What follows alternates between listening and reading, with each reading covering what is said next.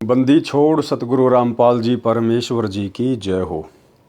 परमपिता परमात्मा सारी सृष्टि के रचनहार, कुल मालिक, असंख्य ब्रह्मांडों के स्वामी, जगत गुरु, तीनों लोकों में प्रवेश करके सबका भरण पोषण करने वाले राजाधिराज, आत्माधार, नाथों के नाथ, देवों के देव महादेव, सर्वेश्वर महेश्वर, मृत्युंजय, अजरो अमर, आदि अनादि सनातनी प्रभु, जगत पिता जगदीश्वर, श्री श्री 1008 की उपाधि के वास्तविक अधिकारी, अकाल मूरत सौद स्वरूपी राम वासुदेव, सर्वगतम ब्रह्म, परम पूज्य, प्रथम पूज्य, परम संत, परम पुरुष, परम धनी, परम दयालु, सत्य कबीर, हक्का कबीर, अल्लाह कबीर, अल्लाह अकबर, बाखबर, अल्लाह ताला, जगत के तारणहार, जगत के मुक्तिदाता, जगत के जगन्नाथ, हारे के सहारे, हिंदुओं के राम, मुसलमानों के अल्लाह, सिखों के वाहिगुरु, ईसाइयों के मसीह, दया के सागर दयानिधि, करुणा के सागर करुणानिधि, स्वयंभू परिभू, संकट मोचन, कष्ट हरण, मंगल करण, दुख भंजन, अविगत कबीर, निर्विकार निर्विषम परमात्मा, अलय अलेख सतगुरु, आदि अनादि सतगुरु, असली मर्यादा पुरुषोत्तम, असली राम, असली कृष्ण, असली घनश्याम, असली मुरारी, राजाओं के राजा, महाराजाओं के महाराजा, शहंशाहों के शहंशाह, सम्राटों के सम्राट, भगवानों के भगवान, अल्लाहों के अल्लाह, प्रभुओं के प्रभु, मसीहाओं के मसीह, सच्चे वाहिगुरु, बाबाओं के बाबा, पीरों के पीर, सेठों के सेठ, जगत सेठ, सावड़सा सेठ, सर्वगुण संपन्न, अनंत कोटि कलाओं के स्वामी, अनंत कोटि ब्रह्मांडों के नायक, योगियों में महायोगी, ध्यानियों में महाध्यानी, सिद्धों में परम सिद्ध, ज्ञानियों में तत्व ज्ञानी, ब्रह्म ज्ञानी, महाज्ञानी, परम ज्ञानी, सर्वश्रेष्ठ ज्ञानी, विज्ञानी, युवा कबीर, समरथ कबीर, ऐशमवात, अमित ओझा, सच्चे रहनुमा, करीम अल्लाह, सुबहान अल्लाह, दुनिया के अंतिम पैगंबर, 8 सितंबर 1951 से गांव धनाना, जिला सोनीपत, हरियाणा, भारतवर्ष की पावन भूमि पर प्रकट रियल कल की भगवान श्री नारायण साकार हरि, श्री बाबा साहिब, शब्द स्वरूपी राम, संत श्रोमणी सतगुरु रामपाल जी परमेश्वर जी के चरण कमल में साध संगति से जुड़े हुए देश विदेश से आप और हम सभी सत्सेवक भाई बहनों का अनंत कोटि दंडवत प्रणाम। सत्साई भाई और बहनों, दया पूज्य गुरुदेव भगवान की, सतगुरु रामपाल जी परमेश्वर जी की, जिनके विशेष आशीर्वाद से, शुभ आशीर्वाद से आप और हम सभी सत्सेवक आत्माएं साध संगति से जुड़कर अपनी आत्मा के कल्याणार्थ हेतु गुरुदेव के तत्व ज्ञान को आधार बनाकर मोक्ष के लिए निरंतर भक्ति मार्ग पर आगे की ओर बढ़ रहे हैं। भाई और बहनों, पूज्य गुरुदेव भगवान की विशेष रजा से, कृपा से आप और हमें इस कलयुग की बिचली पीढ़ी में ये साध संगति नसीब हुई है। परमात्मा कहते हैं, साध संगत हरि भक्ति बिन कोई न उतरे पार, निर्मल आदि अनादि है गंदा सब संसार। गुरु के ज्ञान के पश्चात आपस में भगत भाई बहन मिलकर उस ज्ञान के ऊपर जो चर्चा करते हैं उसको कहते हैं साध संगति। साध संगति से ज्ञान का निखार होता है, आत्मा में दृढ़ता आती है, विकारों से दूर होती है, अपने गुरु को पहचान पाती है। तो भाई और बहनों, आप और हमारे पर विशेष रजा पूज्य गुरुदेव जी की, और आने वाले समय में जिन जिन आत्माओं को मोक्ष प्राप्त करना होगा उन सभी आत्माओं को साध संगति से जुड़ना होगा, क्योंकि ये परमेश्वर के मिशन का एक मुख्य हिस्सा है। यही गुरुदेव भगवान का यथार्थ 13वां कबीर पंथ है। तो पूज्य गुरुदेव जी के कर कमल से लिखित पवित्र पुस्तक मुक्ति बोध के ऊपर वीडियो बनाने की श्रृंखला जारी है। इसी श्रृंखला में आज हमारा ये 21वें नंबर का वीडियो है। प्रत्येक वीडियो में सतगुरुदेव भगवान के आशीर्वाद से आप और हमें भक्ति मार्ग के विषय में बहुत कुछ सीखने और समझने को मिलता है। तो भाई और बहनों, आज की वीडियो में हम आगे बढ़ते हैं। पवित्र पुस्तक मुक्ति बोध, पेज नंबर 227, कथा शंकर जी का मोहिनी स्त्री के रूप पर मोहित होना। शंकर जी 3 लोक में तमोगुण के प्रधान देवता, उनका मोहिनी के ऊपर विषय वासनाओं में फंसकर काल प्रेरणा से मोहित हो जाना। बहुत सारी शिक्षाएं गुरुदेव भगवान के आशीर्वाद से हमें इन पवित्र पुस्तकों से मिलती हैं, और ये वीडियो बनाने का मकसद यही है कि हम उन गलतियों से बचें जिन गलतियों के कारण आज इन 3 लोक के भगवानों के नाम पर दाग लग चुका है, इनके चरित्र पर दाग लग चुका है। और कोई ये ना सोचे कि मैं तो कुछ भी कर लूंगा, छुपा लूंगा, किसी के सामने बात नहीं आएगी।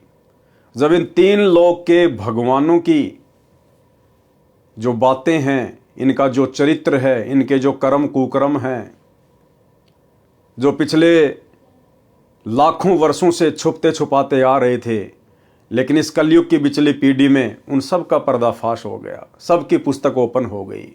जब ये काल बली 21 ब्रह्मांड का स्वामी, ये ज्योति निरंजन अपने कर्म कुकर्म नहीं छुपा पाया, तो भला आप और हम 2 कौड़ी के जीवों की क्या औकात है।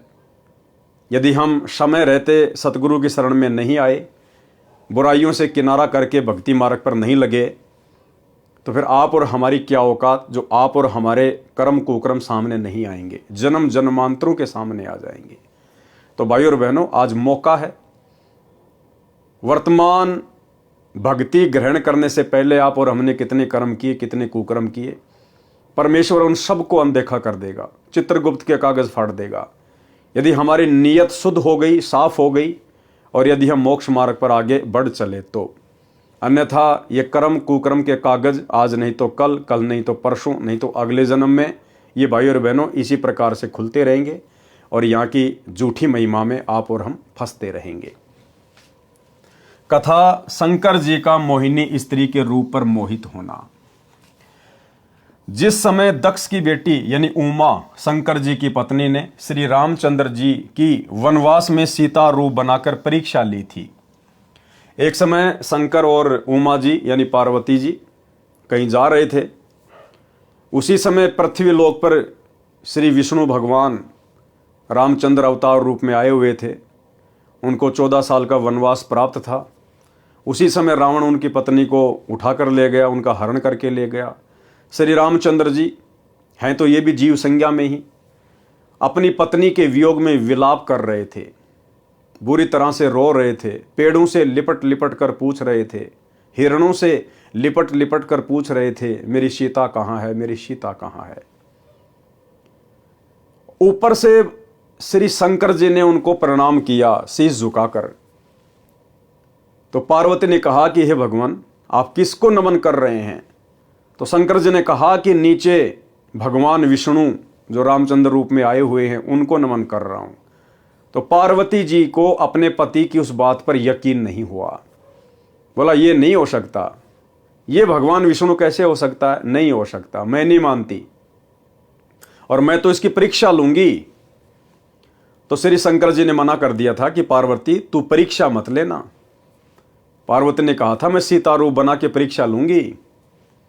तो शंकर जी ने कहा था कि सीता मेरी माता तुल्य है, मेरी भाभी है, और यदि तूने उनका रूप बनाकर परीक्षा ले ली तो तू मेरी माता तुल्य हो जाएगी, ये गलती मत करना। लेकिन काल ने तो भाई और बहनों झगड़े करवाने से मतलब है। कुछ समय के उपरांत पीछे से पार्वती ने सीता रूप बनाया, श्री रामचंद्र जी के समक्ष जा खड़ी हुई।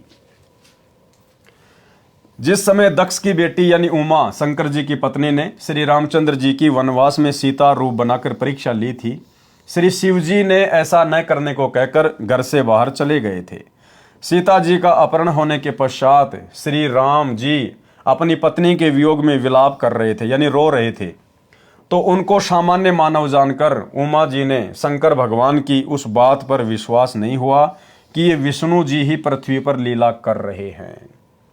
जब उमा जी सीता जी का रूप बनाकर श्री राम जी के पास गई तो वे बोले, हे दक्ष पुत्री माया, भगवान शंकर को कहाँ छोड़ आई।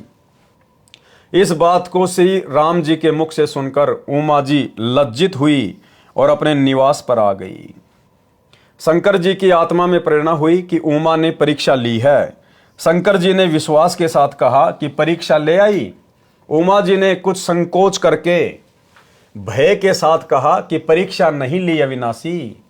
शंकर जी ने सती जी को हृदय से त्याग दिया था, पत्नी वाला कर्म भी बंद कर दिया, बोलना भी बंद कर दिया। तो सती जी अपने घर राजा दक्ष के पास चली गई।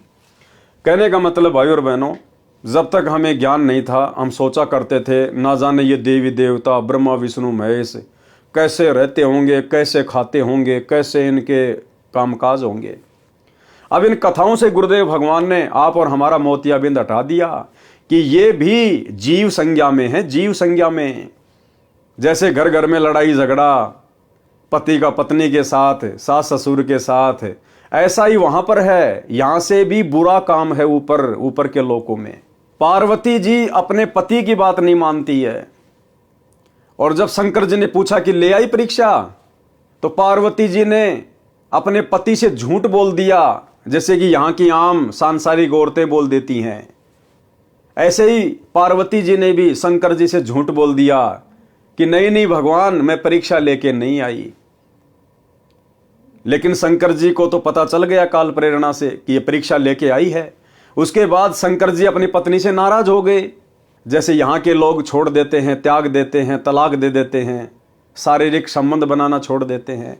ऐसे ही भगवान शंकर ने पार्वती के साथ पति पत्नी मिलन करना छोड़ दिया, उनको हृदय से त्याग दिया कि तू मेरी पत्नी नहीं है, तूने मेरे से झूठ क्यों बोला, मैं तो तेरे को अपने प्राणों से ज्यादा चाहता था, तेरे ऊपर इतना विश्वास करता था, और तूने मुझे ही झूठ बोल दिया।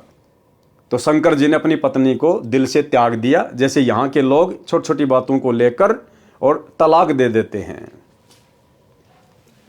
शंकर जी ने सती जी को हृदय से त्याग दिया था, पत्नी वाला कर्म भी बंद कर दिया, बोलना भी बंद कर दिया। तो सती जी अपने घर राजा दक्ष के पास चली गई। राजा दक्ष ने उसका आदर नहीं किया। अब पार्वती का पिता राजा दक्ष, वो पहले से ही उससे नाराज था, क्योंकि पार्वती ने अपनी मर्जी से शंकर जी के साथ में लव मैरिज की थी। लव मैरिज जैसे यहाँ की लड़कियां कर लेती हैं माता पिता की रजामंदी के विरुद्ध, ऐसे ही पार्वती जी ने शंकर जी के साथ शादी कर ली थी। इस बात से राजा दक्ष अपनी पुत्री से नाराज चल रहा था। तो सेम टू सेम भाई और बहनों, वही रामायण, वही बातें, घर घर में लड़ाई झगड़ा, मन मुटाव, राग द्वेष ईर्ष्या, यहां से कहीं ज्यादा गंदगी ऊपर के लोकों में है, जिसको हम सुरक कहते हैं।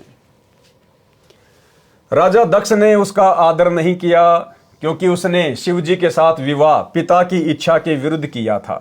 राजा दक्ष ने हवन कर रखा था, हवन कुंड में छलांग लगाकर सती जी ने प्राणांत कर दिया था। अब जिस समय पार्वती यानी सती अपने पिता राजा दक्ष के घर पे गई शंकर जी से नाराज होके, उधर मनमाना आचरण करते हुए शास्त्रों के विरुद्ध हवन यज्ञ शुरू करवा रखा था। एक बड़ा सा हवन तैयार कर रखा था, खड्डा खोद के लकड़ियां डाल रखी थी, पंडित लोग घी के पीपे ठोक रहे थे, स्वाहा, वो स्वतंत्र कर्म था। और नाराज होकर सती उसी में छलांग मार गई कि मैं करवाती हूं तेरा यज्ञ पूर्ण। वही सारी की सारी बातें, ये मनमाना आचरण होता है भाई और बहनों। अगर उस समय राजा दक्ष शास्त्रों के विरुद्ध मनमाना आचरण नहीं कर रहा होता, आप और हम भगत भाई बहनों की तरह यदि उसको तत्व ज्ञान प्राप्त होता, कोई पूर्ण सतगुरु मार्गदर्शक के रूप में प्राप्त होता, तो वो भी जैसे आप और हम प्रतिदिन हवन करते हैं एक दीपक खड़ी बत्ती वाला, उसी प्रकार से करता। उस हवन कुंड वाले यज्ञ से तो लाखों गुना ज्यादा उत्तम उसको लाभ मिलता, और ना उसकी बेटी सती उसमें छलांग मार के मरती। परंतु स्वतंत्र क्रम इस काल में हमारे पीछे लगा रखे हैं 25%, यानी काल ने हमारे को 25% स्वतंत्र कर्मों की छूट दे रखी है कि तुम अपने कर्म बना भी सकते हो और बिगाड़ भी सकते हो। हवन कुंड में छलांग लगाकर सती जी ने प्राणांत कर लिया, यानी अपने प्राणों का अंत कर लिया। शंकर जी को पता चला तो अपनी ससुराल आए। अब उधर से शंकर जी को पता चला कि मेरी पत्नी ऐसे ऐसे मर गई, तो अपने ससुर से नाराज होकर, क्रोधित होकर उधर से शंकर जी आ गए और आते अपने ससुर का सिर धड़ से अलग कर दिया। अब बताओ, इन बातों को लेकर यहां का पृथ्वी लोक का मनुष्य भी इतनी जल्दी अपना आपा नहीं खोता, इतना गुस्से में नहीं होता जितना कि भगवान शंकर हो गए। तो सोचिए भाई और बहनों, यहां के मनुष्य ठीक या फिर उनका आचरण ठीक। शंकर जी को पता चला तो अपनी ससुराल आए, राजा दक्ष का सिर काटा, फिर उस पर बकरे का सिर लगाया, अपनी पत्नी के कंकाल को उठाकर 10,000 वर्ष तक उमा उमा करते हुए पागलों की तरह फिरते रहे। भाई और बहनों, आम समाज में आप देख लीजिए, हम जिस गांव नगर मोहल्ले में रहते हैं, अगर किसी की पत्नी मर जाती है, निधन हो जाता है, वो व्यक्ति चिल्लाता नहीं है, रोता नहीं है। और यहां भगवान शंकर जिनकी भक्ति करके हम मोह माया से दूर होना चाहते हैं, मोक्ष प्राप्त करना चाहते हैं, ये स्वयं काल प्रेरणा से मोह माया में किस कदर लिपटे हुए हैं। शंकर जी अपनी पत्नी के जले हुए उस कंकाल को, शरीर को सीने से लगाकर 10,000 वर्ष तक पागलों की तरह ना कुछ खाया, ना कुछ पिया, ना नहाने धोने पैरने की सुध, पागलों की तरह विचरण करते हुए हाय सती, जैसे बंदरिया का बच्चा मर जाता है, मरे हुए को अपना समझकर मोह माया में अपने सीने से लगाकर चिपका के रखती है। तो इसी प्रकार भगवान शंकर की हालत थी। अब सोचिए भाई और बहनों, इस काल ने सबसे ज्यादा ये गंदगी मोह माया की इन भगवानों को लगा रखी है या हम जीवों को लगा रखी है। आप और हम जीवों के ऊपर दया हो सकती है क्योंकि हम पृथ्वी पर हैं, मनुष्य रूप में हैं। मोक्ष का ये मुक्ति खेत है। इस 21 ब्रह्मांड में केवल पृथ्वी लोक पर ही मोक्ष संभव है, मनुष्य योनि में। इसलिए परमेश्वर ने आप और हमारे ऊपर रजा की हुई है, दया की हुई है। आप और हम इतना मोह माया में नहीं धसे हुए, नहीं फंसे हुए। आप और हम थोड़ा बहुत बुद्धि विवेक का इस्तेमाल कर लेते हैं, हमें समझाने वाले लाख लोग मिल जाते हैं, लेकिन वहां ऐसा नहीं है। आप और हमसे ज्यादा बुरी हालत मोह माया को लेकर, राग द्वेष ईर्ष्या को लेकर, रजोगुण को लेकर, तमोगुण को लेकर, शतोगुण को लेकर इन भगवानों की है, जिन भगवानों की भक्ति करके हम मोक्ष प्राप्त करना चाहते थे। अपनी पत्नी के कंकाल को उठाकर 10,000 वर्ष तक ऊमा ऊमा करते हुए पागलों की तरह फिरते रहे। एक दिन भगवान विष्णु जी ने सुदर्शन चक्र से उस कंकाल को टुकड़े टुकड़े कर दिया। किसने? भगवान विष्णु ने। रियल भगवान विष्णु, कबीर परमात्मा सतगुरु रामपाल जी ने। उस विष्णु ने नहीं, त्रिलोकीय विष्णु ने नहीं, लक्ष्मी के पति ने नहीं। रियल में विष्णु कौन है? अग्ने तनुर असी, विष्णवे तवा सोमस्य तनुर असी, कबीर अंगारी असी, बम्भारी असी, सवर ज्योति रित धामा असी। जो तीनों लोकों में प्रवेश करके सबका पालन पोषण करता है, वो है असली विष्णु। तो सतगुरु रामपाल जी परमेश्वर जी ने, इस कबीर परमात्मा ने विष्णु का रूप धारण करके और उस कंकाल के टुकड़े टुकड़े किए। 52 टुकड़े हो गए जो कहीं कहीं पर गिरे। कितने टुकड़े हुए? 52।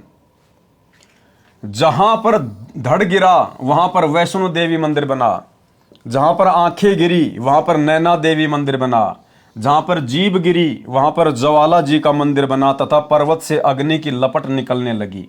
इस प्रकार 52 स्थानों पर यादगार के लिए मंदिर बनाए गए, जो 52 द्वारे कहे जाते हैं।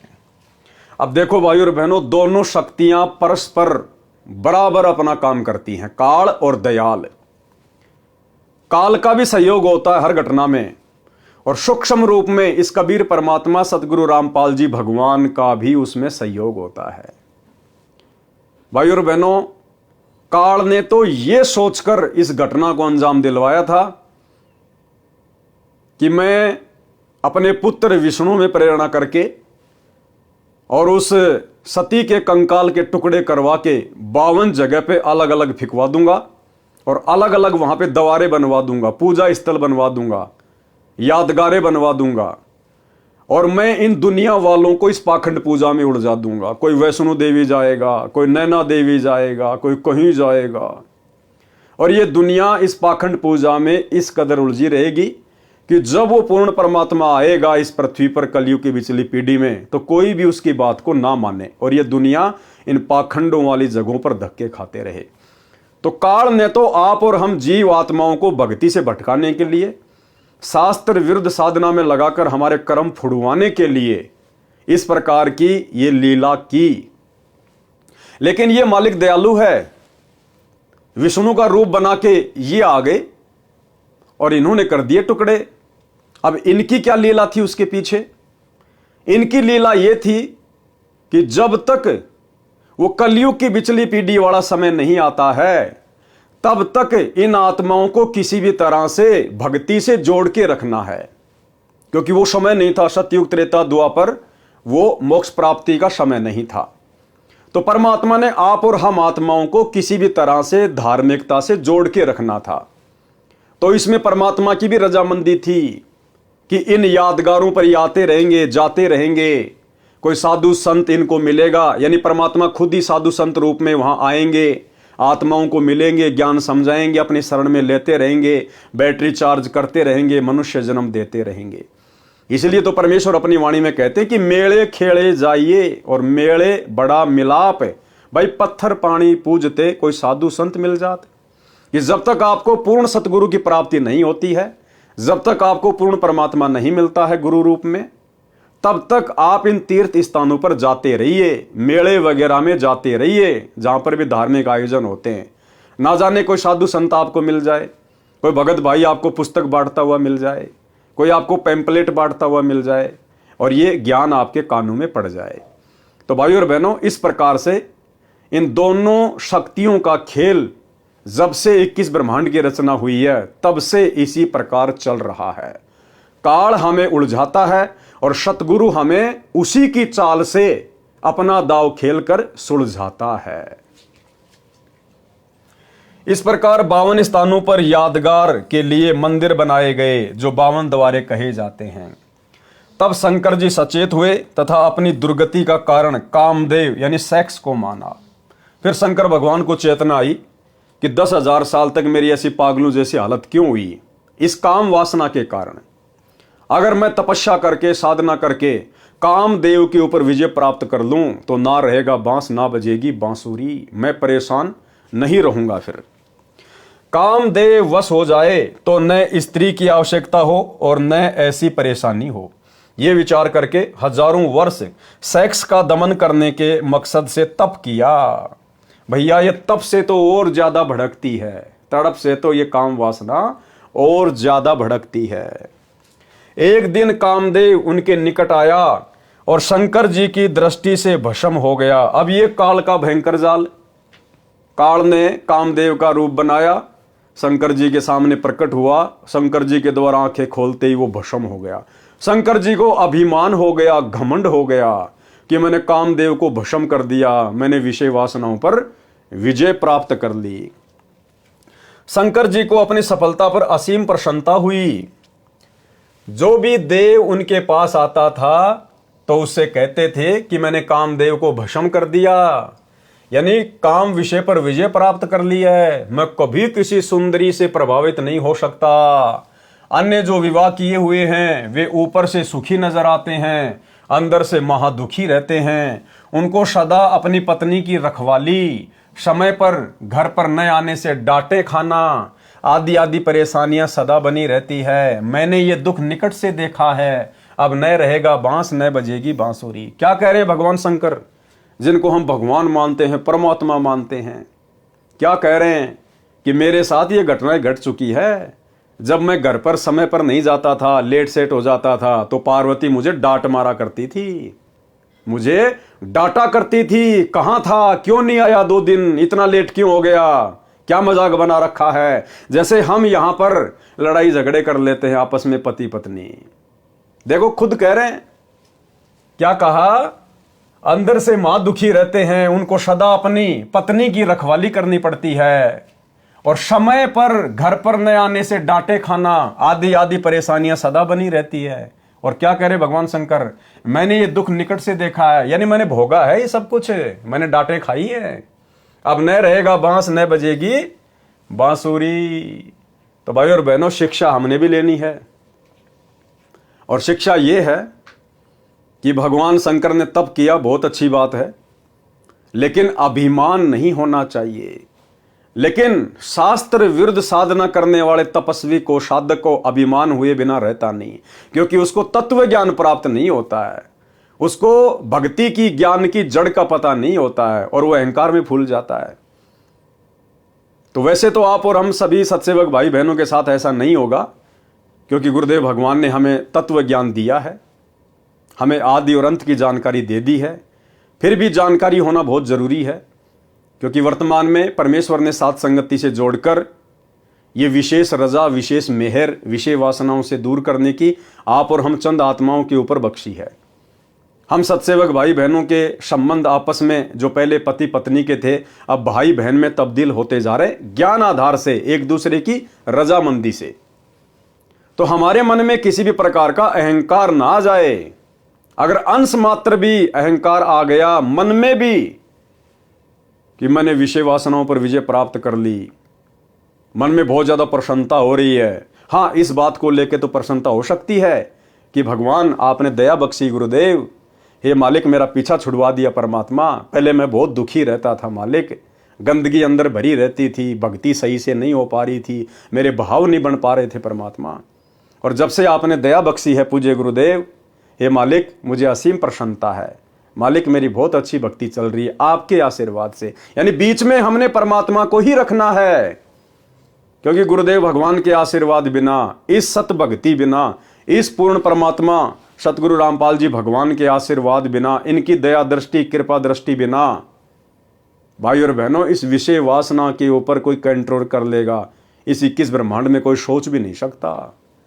शंकर जी का उदाहरण आप लोगों के सामने है, तो फिर आप और हम हैं क्या शंकर जी के सामने? जब उनको काल ने ठग लिया और आज हमें परमात्मा सहज में सफलता दिला रहे हैं, तो ये सफलता आप और हमारी किसी उपलब्धि का नतीजा नहीं है ना, गुरुदेव भगवान का आशीर्वाद है। परमात्मा ने रजा बख्शी है, परमात्मा ने कंट्रोल किया है। हम जीव हैं, हम कुछ नहीं कर सकते, हम तो रिमोट से चलने वाले प्राणी हैं। रिमोट अगर काल के हाथ लग गया तो वो डांस कराएगा, रिमोट अगर सतगुरु के हाथ में आ गया तो ये सतभक्ति करवाएगा। तो अगर हम किसी भी प्रकार की विषय वासनाओं से, बुराइयों से दूर हो रहे हैं, हमारे अंदर जो मलिनता, जो मैल जमा था, यदि वो धीरे धीरे हट रहा है, साफ हो रहा है, तो इसमें आप और हमारा कोई श्रेय नहीं है। सौपन में भी मत सोच लेना कभी कि मैं तो सुबह 4 बजे उठ के भक्ति करता हूँ, मंत्र करता हूँ, आरती करता हूँ, मैं तो हर प्रकार से मर्यादा में हूँ, इसलिए मैं कंट्रोल कर पा रहा हूँ। नहीं भैया, आप चाहे लाख माला करते हो रोजाना, आप चाहे रात को 12 बजे अपना नित्य नियम पूरा कर लेते हो, उसके बावजूद भी आपकी अपनी कोई उपलब्धि नहीं है, आपका कोई श्रेय नहीं है। ये तो सतगुरु जिस पे दया करेगा वही आत्मा इन विषय विकारों से दूर हो सकती है। तो जो जो भाई बहन विषय विकारों से दूर हैं, गुरुदेव के आशीर्वाद से, सौपन में भी कभी घमंड अपने अंदर पैदा मत कर लेना। हाँ, दूसरों को समझाने के लिए लाख बार चर्चा करो कि भैया गुरुदेव के ज्ञान आधार से आप विचार करो, बड़ी मुश्किल से हमें ये कलयुग की पिछली पीढ़ी का समय प्राप्त हुआ है, भगवान ने हमें पैदा किया है, विशेष संयोग बनाया गुरुदेव ने, और भाई भक्ति मार्ग में विषय वासना बाधक हैं, परमात्मा की हजारों वाणियां संकेत कर रही हैं। तो भाई इन चीज़ों से हटने का प्रयास करो, गुरुदेव से बारंबार प्रार्थना करो, विनती करो, थोड़ी बहुत हिम्मत तुम भी लेके आओ ज्ञान से अपने अंदर, और इनसे दूर हुए बिना हमारी भक्ति सफल नहीं हो सकती। भग भोग्या भगूप जय, भग से बचा न कोई, जो कोई भग से बचे भगत कहावै सोई।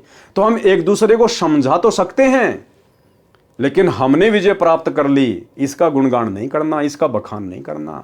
अगर बताना भी पड़ जाए तो गुरुदेव को बीच में डाल के कि भाई देखो, दास भी पहले इन्हीं विषय विकारों में धसा हुआ था, और भाई गुरुदेव की रजा हुई, बहुत विशेष मेहर हुई पूज्य गुरुदेव की, परमात्मा ने दास के ऊपर रजा बख्शी, मेहर बख्शी, दास को मालिक ने दूर किया। इस प्रकार से हमने अपनी बातों को दूसरे के सामने रखना है, अहंकार वश नहीं।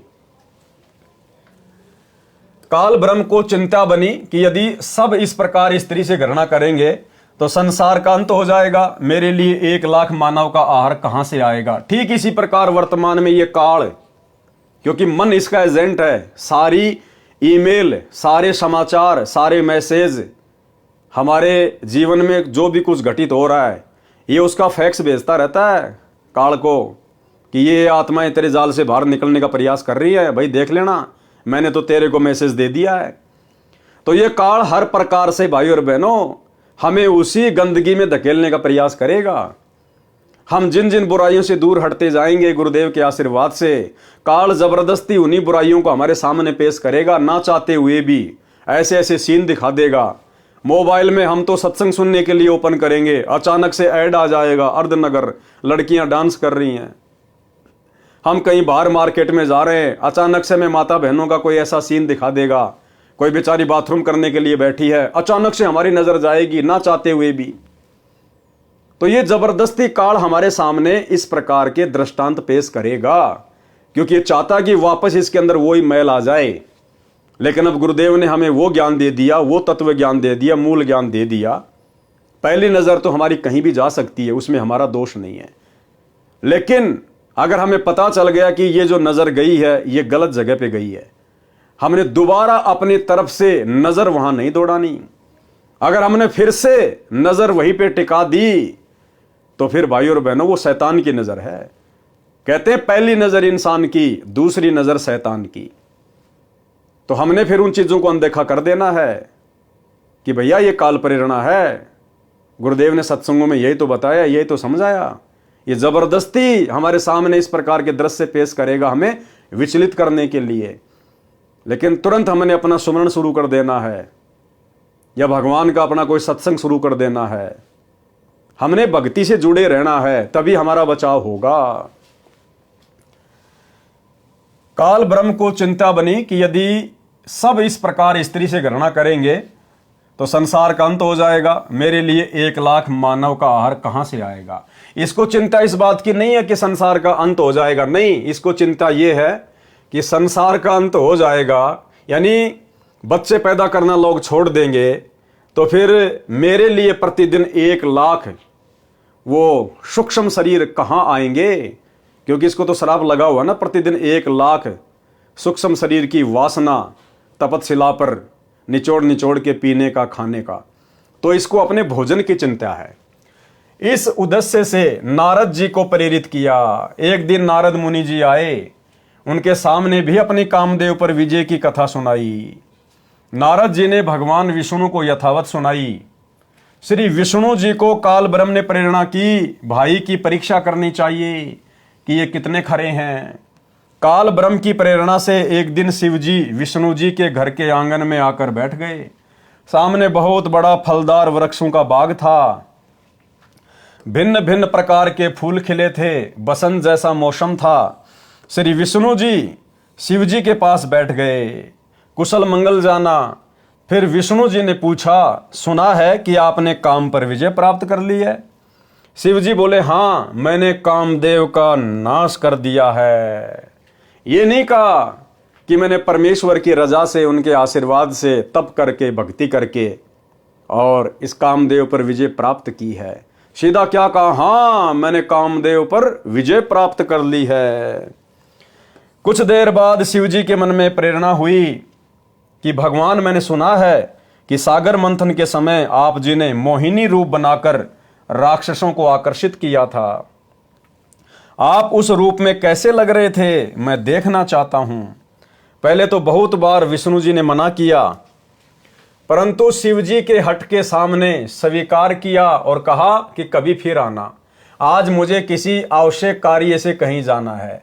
यह कहकर विष्णु जी अपने महल में चले गए। अब विष्णु जी तो अपने महल में चले गए, अब पीछे से कबीर परमेश्वर सतगुरु रामपाल जी भगवान ने फिर मोहिनी का रूप धारण किया। मोहिनी का रूप धारण है, क्योंकि भाई और बहनों, हम सब इसी की आत्मा है और आत्मा में यदि अहंकार आ गया तो ये परमात्मा उसको चकनाचूर किए बिना छोड़ता नहीं है। और आज एक उदाहरण पेश करना था परमात्मा ने कि काल प्रेरणा क्या होती है। ये भगवान भी काल के वशीभूत हैं, ब्रह्मा विष्णु महेश 33 करोड़ देवी देवता। और इस नकली भक्ति से विषय वासनाओं पर कंट्रोल नहीं किया जा सकता जब तक ये तत्व ज्ञान नहीं मिलेगा, सतगुरु का पूर्ण मोक्ष मंत्र नहीं मिलेगा। तो परमेश्वर ने उदाहरण भी पेश करने थे। ये कहकर विष्णु जी अपने महल में चले गए। शिव जी ने कहा कि जब तक आप वह रूप नहीं दिखाओगे मैं भी जाने वाला नहीं हूं। अब ये हठ धर्मिता है, हठ धर्मिता। अब देखो, ये बच्चों जैसी बात काल प्रेरणा से शंकर जी कर बैठे कि जब तक आप अपना वो रूप नहीं दिखाओगे मैं भी यहां से नहीं जाने वाला। तो ये हठ धर्मिता आप और हम भक्तों ने कभी अपने जीवन में नहीं करनी है।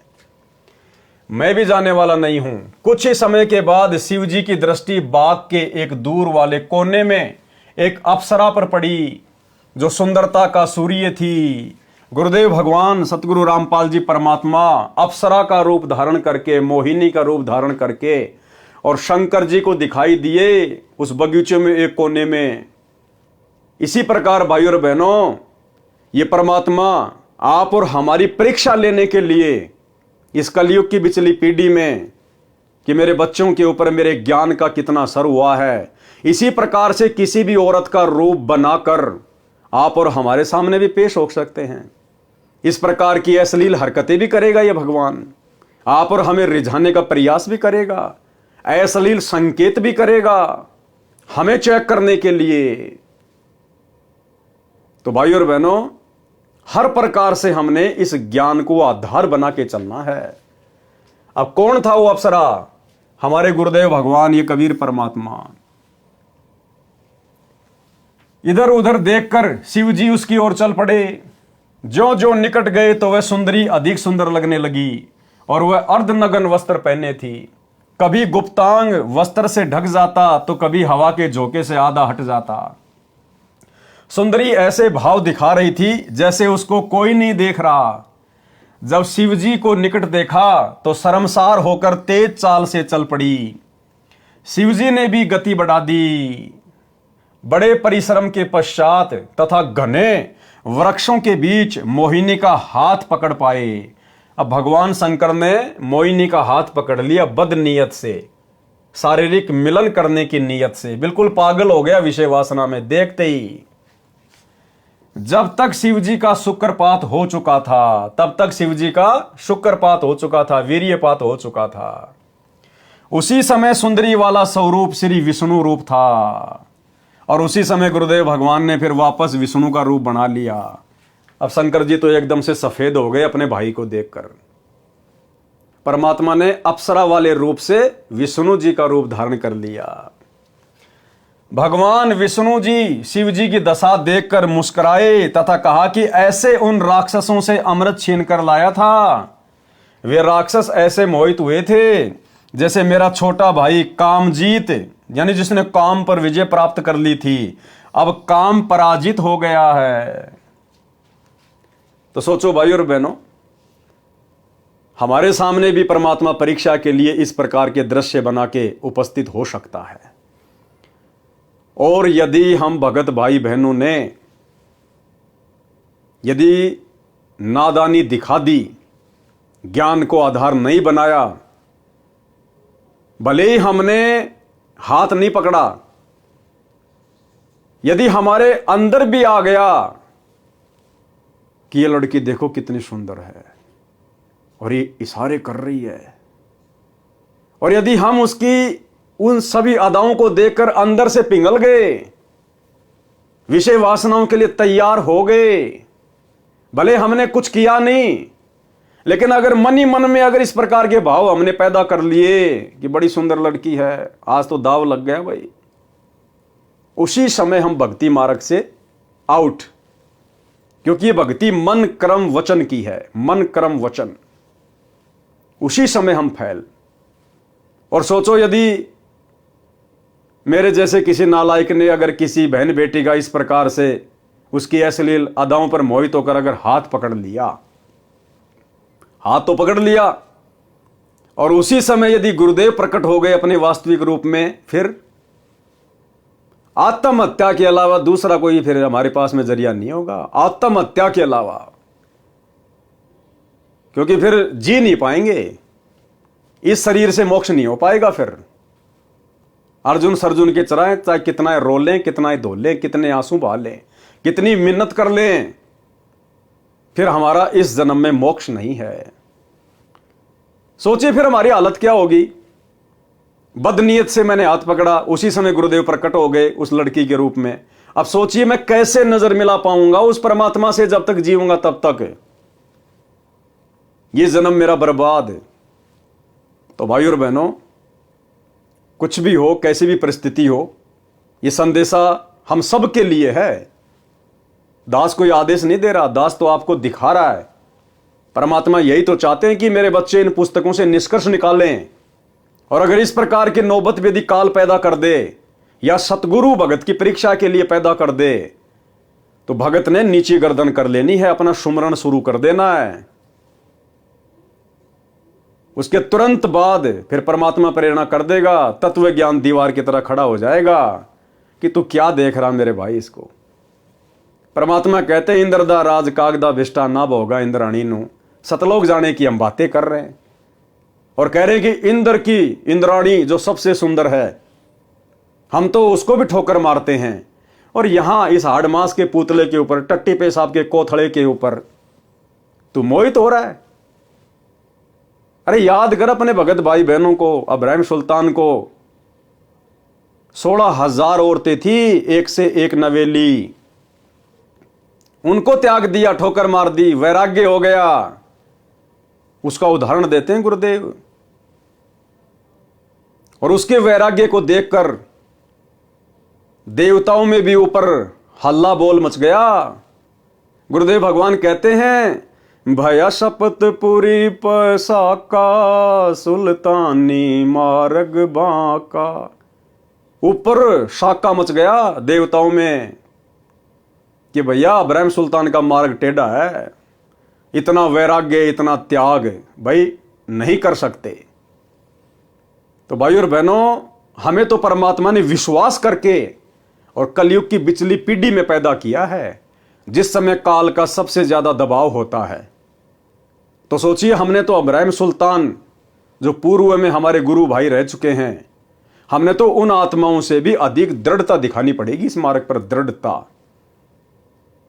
और भी कुछ नहीं कर सकते। और यदि ऐसा कोई धर्म संकट वाला समय आ जाए तो नीची गर्दन करके आगे बढ़ जाओ, अपने गुरुजी को याद करते हुए।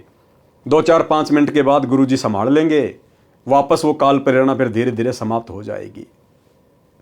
और अचानक से ये काल प्रेरणा उन्हीं आत्माओं में होती है जो अभी भक्ति पे पूरी तरह से दृढ़ नहीं है। वो इतने सुमरण नहीं कर पाते, इतनी भक्ति नहीं कर पाते जितनी परमात्मा हमसे करवाना चाहते हैं, क्योंकि भक्ति से ही सब कुछ होगा। परमात्मा कहते हैं जप तप संयम साधना सब सुमरण के माही, और कबीरा जाने राम जन सुमरण कछु नाही। तो भक्ति से ही धीरे धीरे हर प्रकार की बुराइयों के ऊपर परमात्मा विजय प्राप्त करवाएगा। तो कहने का मतलब है हमने अलर्ट रहना है, अलर्ट। भगवान विष्णु जी शिव जी की दशा देखकर मुस्कुराए तथा कहा कि ऐसे उन राक्षसों से अमृत छीन कर लाया था। वे राक्षस ऐसे मोहित हुए थे जैसे मेरा छोटा भाई कामजीत अब काम पराजित हो गया। शिव जी ने उसके पश्चात हिमालय राजा की बेटी पार्वती से अंतिम बार विवाह किया। पार्वती वाली आत्मा वही है जो सती जी थी। पार्वती रूप में अमरनाथ स्थान पर अमर मंत्र शिवजी से प्राप्त करके कुछ समय के लिए अमर हुई। इस प्रकार वाणी में कहा है कि शंकर जी की समाधि तो अडिग यानी न डिगने वाली थी, जैसा पौराणिक मानते हैं। वह भी मोहे गए यानी काल के द्वारा छले गए, माया के वश हो गए। वाणी नंबर 140 में बताया है कि भगवान शिव की पत्नी पार्वती तीनों लोकों में सबसे सुंदर स्त्रियों में से एक है। शिव राजा ऐसी सुंदर पत्नी को छोड़कर मोहिनी स्त्री के पीछे चल पड़े। पहले 88,000 वर्ष तप किया, फिर लाख वर्ष तक तप किया सेक्स पर विजय पाने के लिए, और भ्रम भी था कि मैंने काम जीत लिया, लेकिन फिर हार गया। पारक के अंक की वाणी नंबर 145। ग्रीब कृष्ण गोपी का भोग कर फेर जति कहलाया, या की गति पाई नहीं ऐसे त्रिभुवन राया। सरलार्थ, श्री कृष्ण जी के विषय में श्रीमद् भागवत सुधा सागर में प्रमाण है कि श्री कृष्ण मथुरा वृंदावन की गोपियों यानी गोपों की स्त्रियों के साथ संभोग यानी सेक्स किया करते थे। वे फिर भी जति कहलाए। जति कौन होता है? अपनी स्त्री के अतिरिक्त अन्य की स्त्री से कभी संभोग न करने वाला या पूर्ण रूप से ब्रह्मचारी को जति कहते हैं। उसका भेद ही नहीं पाया। ऐसे ये 3 लोक के मालिक श्री कृष्ण के अंदर प्रवेश करके काल ब्रह्म गोपियों से सेक्स करता था। स्त्रियों को तो श्री कृष्ण नजर आता था, काल ब्रह्म सब कार्य गुप्त करता है। तो भाई और बहनों, वर्तमान में यदि इस काल ब्रह्म की ऐसी गुप्त षड्यंत्रकारी लीलाओं से कोई बच सकता है तो केवल सतगुरु का भगत क्योंकि सतगुरु के शब्द में, सतगुरु के ज्ञान में वो शक्ति है। अगर मर्यादा में रहेंगे तो ये निकट नहीं आएगा। वाणी नंबर 142 से 144। गरीब यो बीजक विस्तार है, मन की झाल किलोल, पुत्री ब्रह्मा देख कर हो गए डामाडोल। ब्रह्मा जी भी इसके सामने नहीं टिक पाए। गरीब दे तजी दुनिया तजी, शिव सिर मारी थाप, ऐसे ब्रह्मा पिता के काम लगाया पाप। गरीब फेर कल्प करुणा कैरी, ब्रह्मा पिता शुभान, स्वर्ग शमूल जिहान में यो मन है शैतान। यानी विचार करने की बातें हैं भाई और बहनों। यदि हम वर्तमान में इन विषय विकारों से दूर हटकर भक्ति कर पा रहे हैं तो यह कितनी बड़ी रजा है आप और हमारे ऊपर। हमें विश्वास होना चाहिए कि हम समर्थ शक्ति की शरण में हैं। जिन विषय विकारों से दूर इस काल ने भगवान शंकर को नहीं होने दिया, ब्रह्मा जी को नहीं होने दिया, विष्णु जी को नहीं होने दिया, उनकी दुर्गति रखी। आज उनके चरित्र पर दाग लगा हुआ है, पुराण भरे पड़े हैं उनकी जीवन लीला से। और आप और हम इस कलयुग की बिचली पीढ़ी में जिस समय विषय विकारों की वैसे यहां पर आग लगी हुई है, और उस आग में यदि हमें बर्फ जैसी शीतलता प्राप्त हो रही है तो हम भगतों की औकात नहीं, हम जीवों की औकात नहीं है। परमात्मा कहते सिर पर साईं सत्य है, फिर तोकू क्या भय रे। ये समर्थ साई सतगुरु रामपाल जी भगवान, अगर इनका साथ आप और हमारे साथ ना हो, चाहे आप संकल्प दीक्षा में हो, चाहे आपने मंत्र दीक्षा ले रखी है, और यदि आप विषय वासनाओं से दूर होकर भाई बहन के रिश्ते कायम करके यदि आप भक्ति कर पा रहे हैं, तो भाई और बहनों ये भूल मत कर देना कि मैंने ज्ञान को समझकर या मेरे कोई पिछले संस्कार मजबूत हैं जिस कारण से मैं विषय विकारों से दूर होकर भक्ति कर रहा हूं।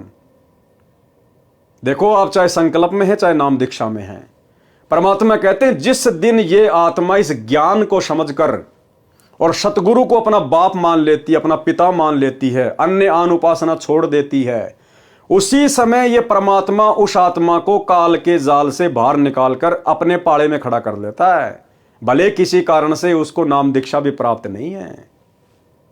तो ये नहीं सोचना चाहिए कि मैंने तो संकल्प कर रखा है, मेरे ऊपर तो गुरु जी की दया नहीं होगी। अगर गुरु जी की दया नहीं हो तो आप संकल्प ले ही नहीं सकते, और ले लिया तो आप 1 महीने से ज्यादा उसको निभा नहीं सकते। और उसके बावजूद भी यदि परमेश्वर ने हमारे ऊपर इतनी बड़ी दया कर रखी विषय वासनाओं को लेकर, अन्य नियम मर्यादाओं को लेकर, तो सतगुरु जी ने हमें अपने हाथों पे उठा रखा, हाथों पे। हाँ, अपने गलती से नीचे गिरेंगे तो भाई फिर तो देखो काल तैयार बैठा कुत्ते की तरह पिंडी पाड़ने के लिए।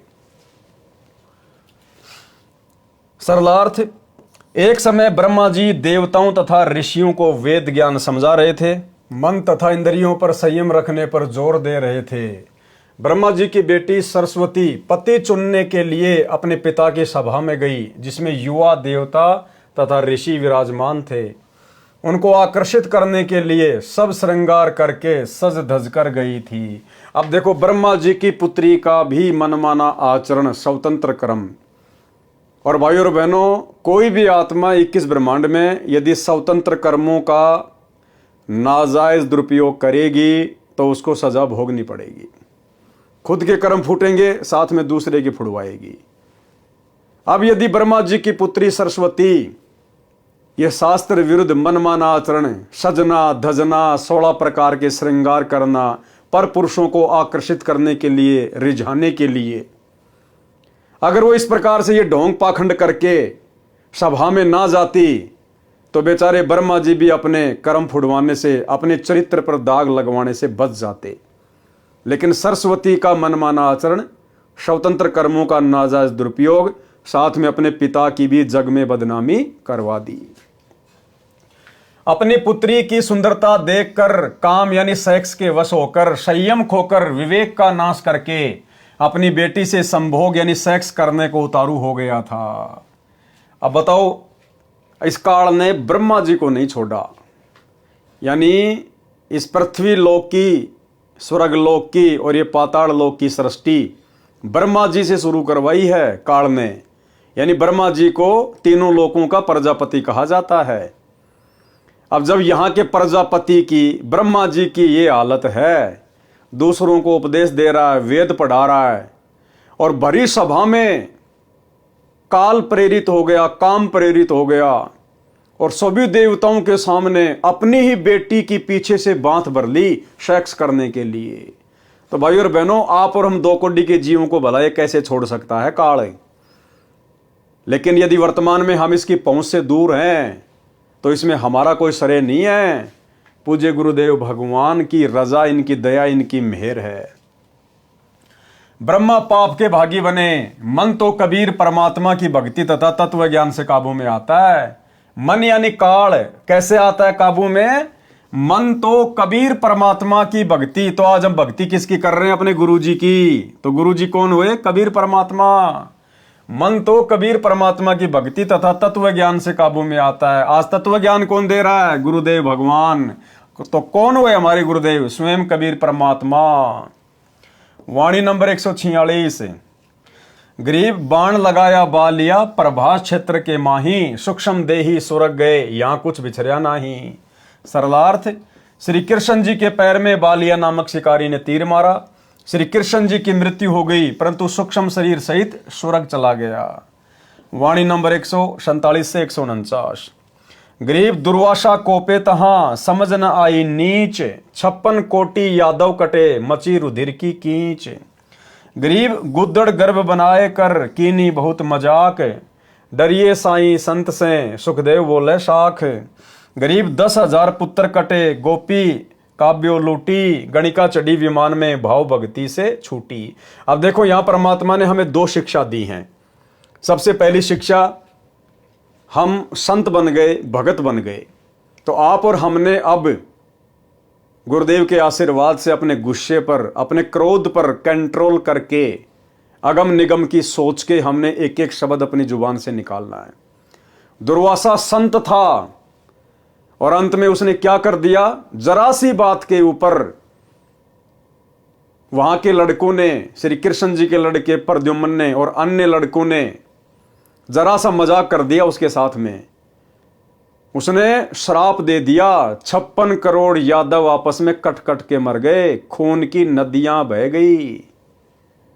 तो परमात्मा कहते हैं ये संतों के लक्षण नहीं, संतों के स्वभाव नहीं, भक्तों के अंदर ऐसे लक्षण नहीं होने चाहिए। हमने सहनशील होना पड़ेगा, हमने संयमित होना पड़ेगा।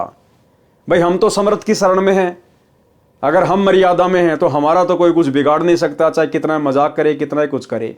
फिर हमने किसी को भला बुरा बोलने की क्या आवश्यकता?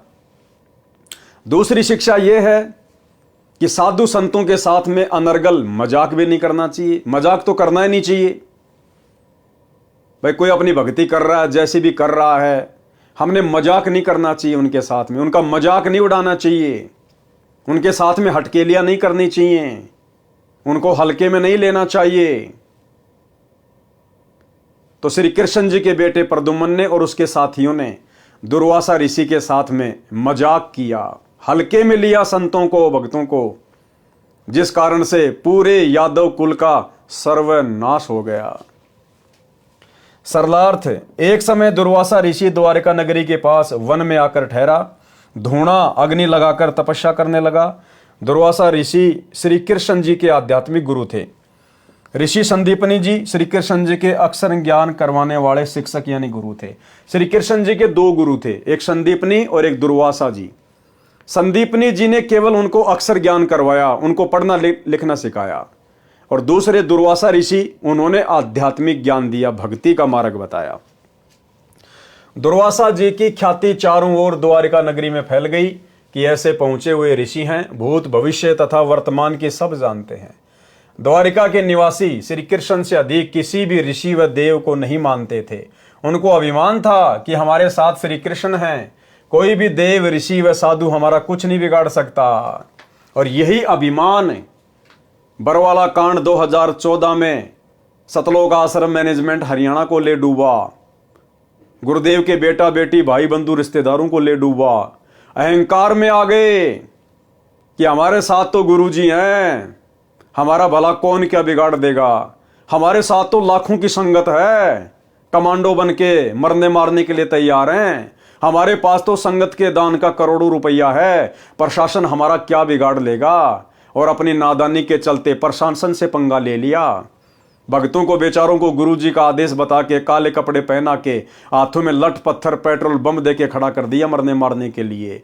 यही अहंकार 2014 में गुरुजी के परिवार को ले डूबा, सतलोक आश्रम मैनेजमेंट हरियाणा को ले डूबा। उनको अभिमान था कि हमारे साथ श्री कृष्ण हैं, कोई भी देव ऋषि व साधु हमारा कुछ नहीं बिगाड़ सकता। श्री कृष्ण को सर्वशक्तिमान मान रखा था। द्वारिका के नौजवानों को शरारत सूझी, आपस में विचार किया कि साधु लोग ढोंगी होते हैं, इनकी पोल खोलनी चाहिए, चलो दुर्वासा ऋषि की परीक्षा लेते हैं। श्री कृष्ण के पुत्र प्रद्युम्न ने गर्भवती स्त्री का स्वांग धारण किया, पेट के ऊपर छोटा कड़ाहा बांधा, उसके ऊपर रुई लोगड़ रखकर वस्त्र बांधकर स्त्री के कपड़े पहना दिए, उसका एक पति बना लिया। 7-8 नौजवान यादव उनके साथ दुर्वासा के डेरे में गए और प्रणाम करके निवेदन किया कि ऋषि जी, आपका बहुत नाम सुना है कि आप भूत भविष्य तथा वर्तमान की जानते हैं। ये पति पत्नी हैं, इनके विवाह के 12 वर्ष बाद परमात्मा ने संतान की आशा पूरी की है। ये जानना चाहते हैं कि गर्भ में लड़का होगा या लड़की। ये जानने के लिए उतावले हो रहे हैं, कृपया बताने का कष्ट करें। ये मजाक भक्तों को शोभा नहीं देता। गुरुदेव भगवान कहते हैं, तीर कमान से और बात जुबान से एक बार निकल गई वापस नहीं आती है। इसलिए भक्तों ने बहुत सोच समझकर शब्द अपनी जिह्वा से निकालने चाहिए। सुनिए छोटा सा सत्संग। अब वही तो बात है ना, कहते हैं तीर कमान से और वचन जुबान से निकलने के बाद वो वापस नहीं आता। तो सोच समझ कर हमने हर क्रिया बोल चाल करनी चाहिए। और भाई और बहनों, परमात्मा ने महाभारत का जिक्र करते हुए बताया कि एक छोटे से मजाक के कारण द्रौपदी ने अपना देवर समझकर दुर्योधन के साथ छोटा सा मजाक किया था कि अंधों की संतान अंधी होती है। और उस एक शब्द ने महाभारत करवा दी महाभारत। तो हम भक्तों ने इस भक्ति मार्ग पर, विशेषकर वर्तमान में हम सत्सेवक भाई बहनों ने बहुत ही सोच समझ के इन शब्दों का प्रयोग करना है। दुर्वासा ऋषि ने ध्यान लगाकर देखा तो सब समझ में आ गया। क्रोध में भरकर बोला, बताऊं क्या होगा। सबने एक स्वर में कहा कि हाँ ऋषि जी बताओ। दुर्वासा बोला कि इस गर्भ से यादव कुल का नाश होगा। यानी दुर्वासा जैसे क्रोधी भी ना हो भगत, इतने उतावले भी ना हो, अगम निगम की सोच के विचार करना चाहिए। बच्चों ने मजाक कर दिया, क्या हो गया, क्या बिगड़ गया भाई। साधु संतों में तो सहनशीलता होती है, साधु संत तो समावान होते हैं। लेकिन दुर्वासा के अंदर वो चीज नहीं थी। वो काल प्रेरित था, उसको तत्व ज्ञान नहीं था, उसका गुरु कोई तत्वदर्शी नहीं था, उसको कोई सही मार्गदर्शन देने वाला नहीं था। केवल अपने पूर्व जन्म की बैटरी को, अपनी भक्ति को खर्च कर रहा था। दुर्वासा बोला कि इस गर्भ से यादव कुल का नाश होगा, चले जाओ यहां से। सब भाग लिए। गांव में बुद्धिमान बुजुर्गों को पता चला कि बच्चों ने ऋषि दुर्वासा के साथ मजाक कर दिया। ऋषि ने यादव कुल का नाश होने का श्राप दे दिया है, जुल्म हो गया, सब मरेंगे, अब क्या उपाय किया जाए। सब मिलकर अपने गुरु तथा राजा श्री कृष्ण जी के पास गए तथा सब हाल कह सुनाया। अब यहां पर श्री कृष्ण जी की समर्थता भी सामने आ जाएगी। वो कितने 3 लोक के भगवान थे, कितने सर्वशक्तिमान थे। एक दुर्वासा ऋषि के श्राप को नहीं काट पाए, बदल नहीं पाए, अपने यादव कुल को नहीं बचा पाए, अपने रिश्तेदारों को नहीं बचा पाए, अपने खुद के पुत्रों को, अपनी औरतों को नहीं बचा पाए। सबका सर्वनाश हो गया दुर्वासा ऋषि के श्राप के कारण। तो वो काहे के समर्थ थे, काहे के परमात्मा थे, जो मृत्यु से नहीं बचा सकता। असमय अकाल मृत्यु से जो नहीं बचा सका अपने कुल को, अपने परिवार को, भक्तों की बात छोड़ दो, भला उनकी भक्ति से मोक्ष कैसे हो जाएगा।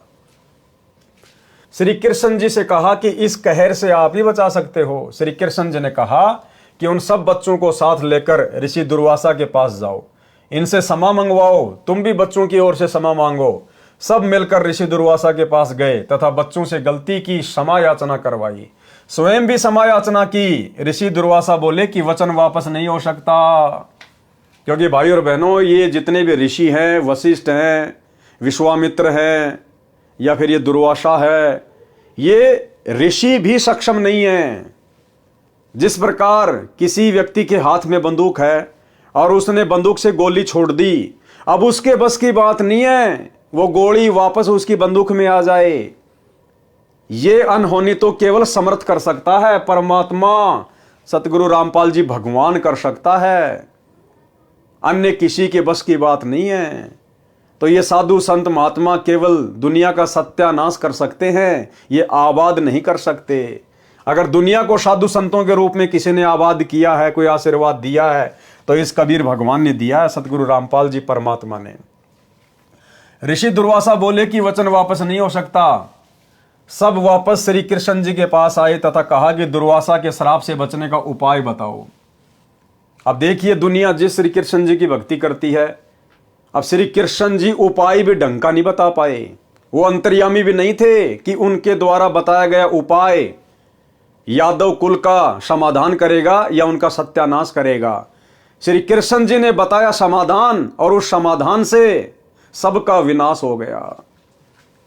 श्री कृष्ण ने कहा कि जो जो वस्तु गर्भ समांग में प्रयोग की गई थी उनका नामो निशान मिटा दो, उन्हीं से अपने कुल का नाश होना कहा है।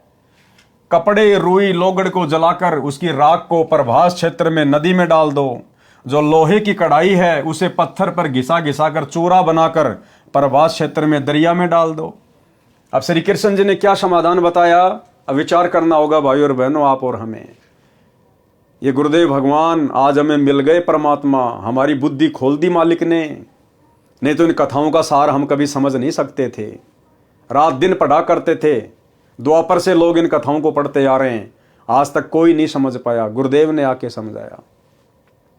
श्री कृष्ण ने क्या समाधान बताया कि दुर्वासा ने श्राप दिया ना कि ये जो गर्भ है ना इससे क्या होगा बताऊं, यादव कुल का नाश होगा। तो क्या था उस गर्भ की जगह पे, लोगड़, कपड़े और वो कड़ाहा।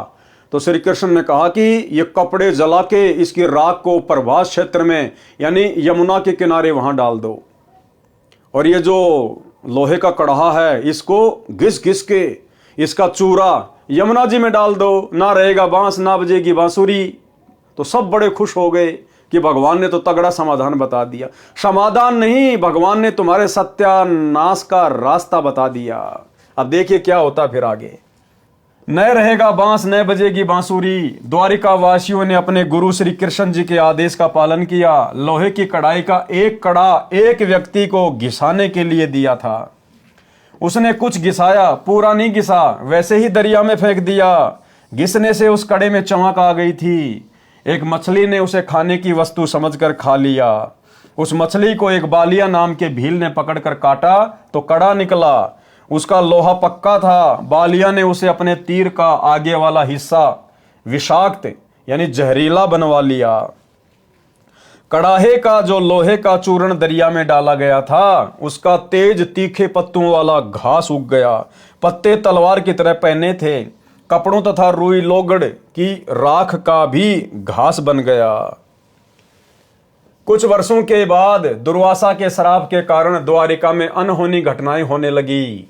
आपसी झगड़े होने लगे, एक दूसरे को छोटी सी बात पर मारने लगे। सारी द्वारिका में उपद्रव होने लगा। द्वारिका नगरी के बड़े सयाने लोग मिलकर श्री कृष्ण जी के पास गए, दोबारा गए श्री कृष्ण जी के पास, तथा दुख बताया कि नगरी में किसी को किसी का बोल अच्छा नहीं लग रहा।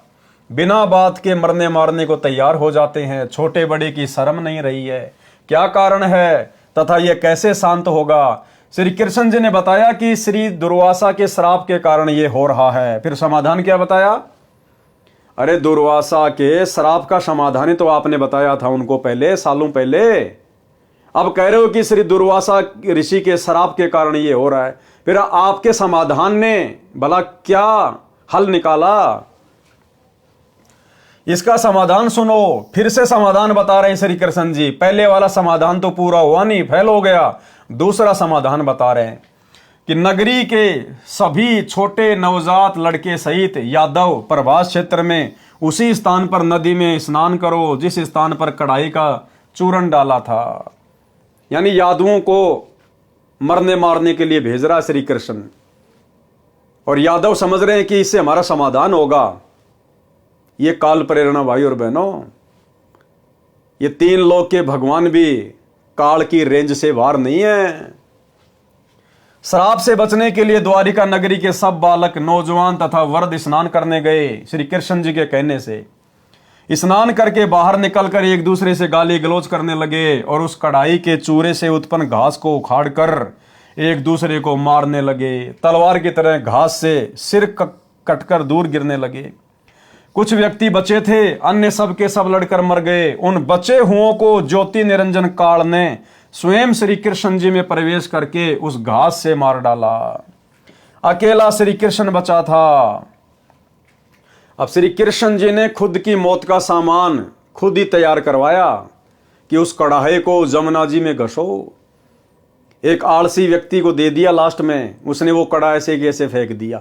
क्या श्री कृष्ण जी को नहीं पता था इस बात का कि इस प्रकार से वहां पर उस कढ़ाई को घिसा जाएगा और एक व्यक्ति उसके कड़े को ऐसा का ऐसा यमुना में डाल देगा, वो कड़ा एक मछली खा जाएगी, मछली को एक बालिया नाम का भील उसको पकड़ लेगा और वो फिर उस कड़े से अपना जहरीला तीर बनवाएगा और उसी तीर से तेरी मृत्यु होगी। फिर काहे के भगवान, काहे के अंतर्यामी, जब उनको इतना ही पता नहीं, खुद की मौत का सामान खुद ने तैयार करवा लिया, तो भला अन्य का, यादुओं का कहां से वो समाधान करते।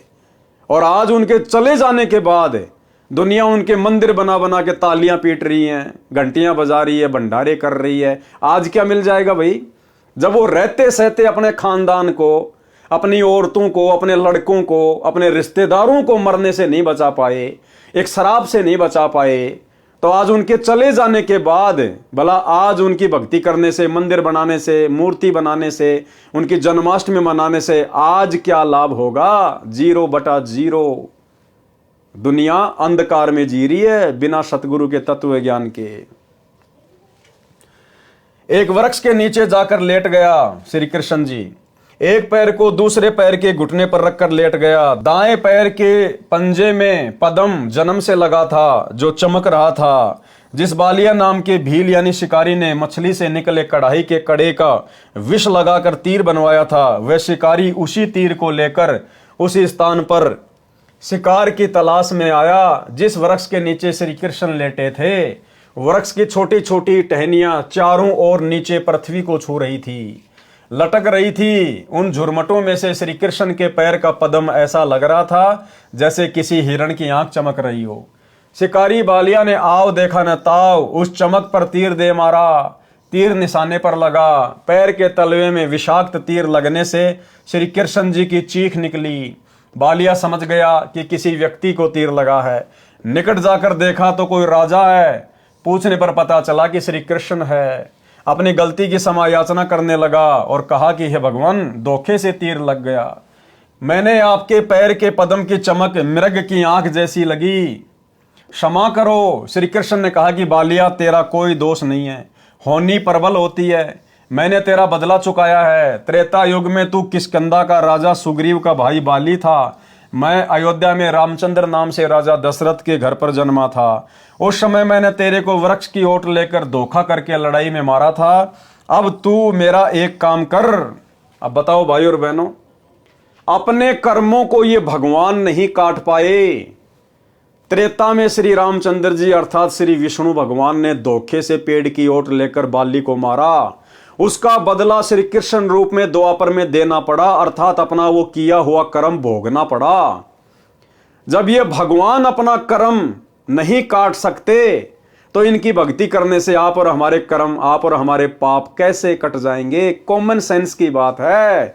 ये तो समर्थ काटेगा और लाखों के काट रहा है। अब तू मेरा एक काम कर, द्वारिका में जाकर बता दे कि सर्व यादव दुर्वासा के श्रापवश आपस में लड़कर मर गए हैं। कुछ समय उपरांत द्वारिका की स्त्रियों की भीड़ लग गई, हाहाकार मच गया। पांडव श्री कृष्ण के रिश्तेदार थे, वे भी आ गए। श्री कृष्ण ने अर्जुन से कहा कि आप सर्व गोपियों यानी यादवों की स्त्रियों को अपने पास ले जाना, या कोई नर यादव नहीं बचा है। आसपास के भील इनकी इज्जत खराब करेंगे। पांडवों से कहा कि तुम राज्य अपने पुत्र को देकर हिमालय में जाकर घोर तप करो और अपने युद्ध में किए गए पापों का नाश करो। अर्जुन ने पूछा, भगवान एक प्रश्न आज मैं आपसे करूंगा, आप सत्य उत्तर देना। आप अंतिम श्वास गिन रहे हो, झूठ मत बोलना। श्री कृष्ण ने कहा कि प्रश्न कर। अर्जुन बोला, आपने गीता का ज्ञान कुरुक्षेत्र के मैदान में महाभारत युद्ध से पहले सुनाया था। उसमें कहा था कि अर्जुन तू युद्ध कर ले, तुम्हें कोई पाप नहीं लगेंगे, तू निमित्त मात्र बन जा, सब सैनिक मैंने मार रखे हैं, तू युद्ध नहीं करेगा तो भी मैं इन्हें मार दूंगा। जब युधिष्ठिर को भयंकर शोपन आने लगे, आपसे कारण जाना तो आपने बताया था कि युद्ध में किए बंधुघात के पाप के परिणाम स्वरूप कष्ट आया। समाधान यज्ञ करना बताया। उस समय मैं आपसे विवाद नहीं कर सका क्योंकि भाई की जिंदगी का सवाल था। आज फिर आपने वही जख्म हरा कर दिया। इतनी झूठ बोलकर हमारा नाश किस लिए करवाया? कौन से जन्म का बदला लिया? श्री कृष्ण ने कहा, अर्जुन तुम मेरे अजीज हो, होनहार बलवान होती है। गीता में क्या कहा उसका मुझे कोई ज्ञान नहीं, आप मेरी आज्ञा का पालन करो। ये कहकर श्री कृष्ण जी मर गए। अपने रिश्तेदारों का भी समाधान नहीं कर पाए, सर्व यादवों का सत्यानाश कर दिया। अब बहुत सारे भाई बहन कहते हैं कि जब सारे 56 करोड़ यादव मर गए थे, फिर ये वर्तमान के यादव कहां से आ गए? तो इसका समाधान भी गुरुदेव ने बताया, अन्यथा कोई सोच भी नहीं सकता। और गुरुदेव ने कहा केवल 56 करोड़ यादव मरे थे नर, औरतें नहीं मरी थी उस शराब से। उन औरतों के गर्भ में जो बच्चे थे, आगे चलकर उनसे यादव कुल धीरे धीरे फिर चला है। पांचों पांडवों व साथ गए नौकरों ने मिलकर सब यादवों का अंतिम संस्कार किया। कुछ एक के शव दरिया में परवाह कर दिए। श्री कृष्ण ने कहा था कि मेरे शरीर को जलाकर बची हुई अस्थियां व राख को एक लकड़ी के संदूक में डालकर दरिया में बहा देना। पांडवों ने वैसा ही किया। वो संदूक समुद्र में चला गया, फिर उड़ीसा प्रांत के अंदर जगन्नाथपुरी के पास बहता हुआ चला गया। उड़ीसा के राजा इंद्रदमन को शौपन में श्री कृष्ण ने दर्शन देकर, श्री कृष्ण ने नहीं, इस कबीर परमात्मा ने दर्शन देकर कहा कि एक संदूक समुद्र में इस स्थान पर है, उसमें मेरे शरीर की अस्थियां तथा राख हैं, उसको निकालकर उसी किनारे पर उन अस्थियों को जमीन में दबाकर ऊपर एक सुंदर मंदिर बनवा दे। ऐसा किया गया, जो जगन्नाथ नाम से मंदिर प्रसिद्ध है। 4 पांडव पहले चले गए, अर्जुन को गोपियों को लेकर आने को छोड़ गए। अर्जुन के पास वही गांडीव धनुष था जिससे लड़ाई करके महाभारत में जीत प्राप्त की थी। अर्जुन द्वारिका की सर्व स्त्रियों को बैलगाड़ियों में बैठाकर दिल्ली के लिए चल पड़ा। रास्ते में भीलों ने अर्जुन को घेर लिया, अर्जुन को पीटा, गोपियों को लूटा, कुछ स्त्रियों को भील उठा ले गए। अर्जुन कुछ नहीं कर सका, धनुष उठा भी नहीं सका। तब अर्जुन ने कहा था कि श्री कृष्ण नाश करने आया था, युद्ध में पाप करवाने के लिए तो बल दे दिया। लाखों योद्धा इसी गांडीव धनुष से मार गिराए, कोई मेरे सामने टिकने वाला नहीं था। आज वही अर्जुन है, वही धनुष है, मैं खड़ा खड़ा कांप रहा हूं। श्री कृष्ण जालिम था, धोखेबाज था, अर्जुन सोच रहा है। कबीर परमेश्वर जी हमें समझाते हैं कि ये जुल्म श्री कृष्ण ने नहीं किया, ज्योति निरंजन काल ब्रह्म ने किया है। श्री कृष्ण का जीवन देख लो। श्री कृष्ण अपने कुल को मथुरा से लेकर जान बचाकर द्वारिका आया। द्वारिका में उनकी आंखों के सामने सब यादव कुल नष्ट हो गया। श्री कृष्ण का बेटा मर गया, पोता मर गया, सर्व कुल नष्ट हो गया, स्वयं बेमौत मरा। तो आज भाई और बहनों, उस श्री कृष्ण की भक्ति से आप और हमारी अकाल मृत्यु भला कैसे टल सकती है? 1% भी नहीं। उसके कुल की स्त्रियों की दुर्गति भीलों ने की, जबरदस्ती उठा ले गए, उनकी इज्जत खराब की, नरक का जीवन जीने के लिए मजबूर हुई। उसी श्री कृष्ण की पूजा करके जो सुख शांति की आशा करता है, उसमें कितनी बुद्धि है, इस घटना से पता चलता है। वाणी नंबर 150 से 184। ग्रीब दुर्वासा काली सीला, ब्रजबली तिहु लोक, अम्बरीश दरबार में तिन भी खाया धोक। ग्रीब चक्र सुदर्शन शीस पड़ी, अम्बरीश को घाली, 3 लोक भागे फिरे ऐसे अवगत चाल। ग्रीब कलप किसी नहीं कीजिए, जो चाहे सो होए, दुर्वासा के छिपन को कहीं न पाई खोई। गरीब स्वर्ग मृत पाताल में चक्र सुदर्शन डीक, दुर्वासा के चक्कर से जरे नहीं अमरीश। गरीब चक्र अपूठा फिर गया चरण कवल को छूही, भक्ति विशंबर नाथ की देखी दूर बरदू। गरीब कोटि बजर को फूक दे चक्र सुदर्शन चूर, भक्ति वत्सल भगवान से रह पैड़ 10 दूर। गरीब दुर्वासा के दहन को रतीन जग में भेंट, 56 कोटि यादव गए देखी हेठ दर हेठ। गरीब शाग पत्र से छिक गए देखी भक्ति की रीति, जरे मरे नहीं तासते सतगुरु शब्द अतीत। गरीब अम्बरीश असला असल भक्ति मुक्ति का रूप, निश्वासर पद में रहे जहाँ छाया नहीं धूप। गरीब राजा के जोगी गए दुर्वासा ऋषि देव, चक्र चलाया घूर कर नहीं लई ऋषि सेव। गरीब दुर्वासा के शीस को चाल्या चक्र अचान, त्रिलोकी में ताश गमी कई न देऊं जान। गरीब श्वेत लोक विष्णु पूरी दुर्वासा चली जाए, तहाँ कबीर विष्णु रूप धरी कीनी देख सहाय। गरीब कृष्ण गुरु कसनी हुई और बचेगा कौन, 3 लोक भागे फिरे भर में 14 भुवन। गरीब भक्ति द्रोह ना कीजिए भक्ति द्रोह मम दोष, शिव ब्रह्मा नारद मुनि जिन्हें जरावे ठोक। गरीब भक्ति द्रोह रावण किया हिरणाकुश हिरणानाच, नारायण नरसिंह भये मम भगता है साच। गरीब मम भगता मम रूप है मम भगता मम प्राण, पंडु सताए कौरवा दुर्योधन क्षयमान। गरीब मम भगता मम प्राण है मम भगता मम देह, हिरणाकुश के उदर को पारत नहीं संदेह। गरीब मम भगता मम प्रिय है नहीं दुनी से काम, राजा प्रजा रीति सब ये नहीं जाने राम। गरीब मम भगता के कारण रचे सकल भंडार, वाल्मीकि ब्रह्मलोक में शंख कला उद्गार।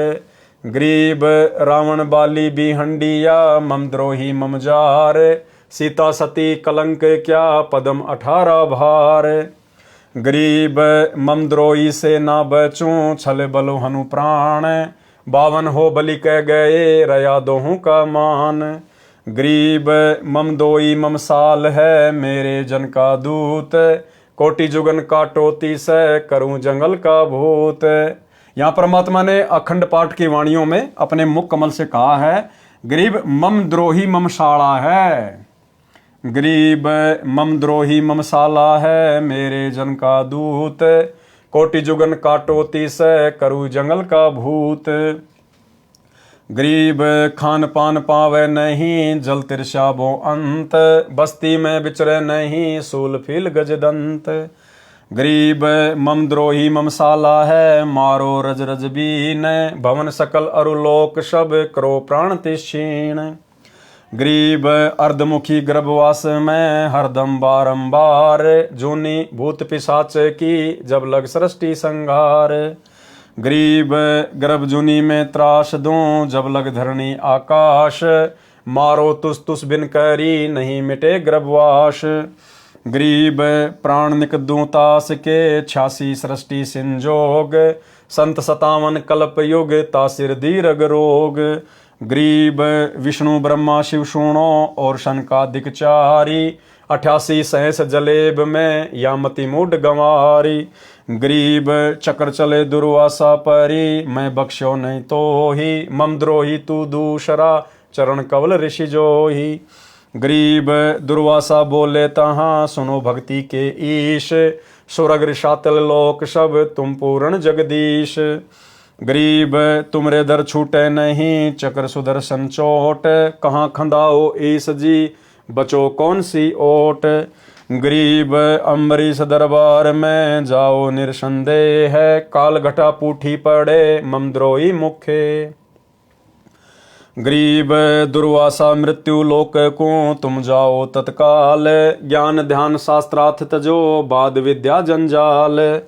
गरीब जब तप करनी काल है, बिन भक्ति बंधान, एक ही केवल नाम है, सो देवेंगे दान। गरीब मान बड़ाई कूकरी, डिगडम फाण करंत, जिनके उर में ना बसो, जम छाती तोरंत। सारांश, सतयुग में अमरीश नाम के एक धार्मिक राजा हुए। वही आत्मा त्रेता युग में राजा जनक हुए, जो सीता जी के पिता थे। वही राजा अमरीश अब राजा जनक वाली आत्मा कलयुग में श्री नानक देव सिख धर्म के प्रवर्तक हुए।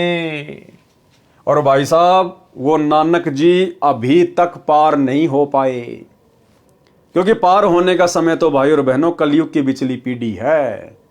नानक जी भी 64 लाख आत्माओं में से एक थी, और 64 के 64 लाख भाई और बहनों 650 साल पहले गुरु को परमात्मा ना मानकर फैल हो चुके थे। तो श्री नानक जी भी अभी तक यहीं फंसे पड़े हैं। और भाई और बहनों, हिसार जेल से आए हुए विशेष संदेश नंबर 74 में गुरुदेव भगवान ने बिल्कुल क्लियर कर दिया कि श्री नानक जी का वर्तमान में जन्म हो चुका है और उनको नाम दीक्षा भी मिल चुकी है। परमात्मा ने उस आत्मा का जिक्र किया कि सतयुग में वो राजा अमरीश था, त्रेता में राजा जनक था, और 650 साल पहले बाबा नानक के रूप में जन्मा। और अब वर्तमान में अगर अब परमात्मा उसको शरण में ना लेता तो फिर से 84 में जाता। गुरुदेव कह रहे हैं अब यदि वर्तमान में परमात्मा उनको शरण में ना लेता, उनको नाम ना देता, तो 84 में जाता। तो भाई और बहनों, नानक जी की आत्मा अभी भी यही फंसी पड़ी है, क्योंकि ये कलयुग की बिचली पीढ़ी का टाइम ही मोक्ष का मेन टाइम है। अब है वो समय, अब परमेश्वर उन सभी आत्माओं को पुनः मौका देंगे मानव जन्म देकर। किसी भाई बहन को शंका ना हो जाए, कहीं उस गुरुद्रोही की तरफ ध्यान चला जाए जो वर्तमान में गुरुद्रोही की भूमिका में है।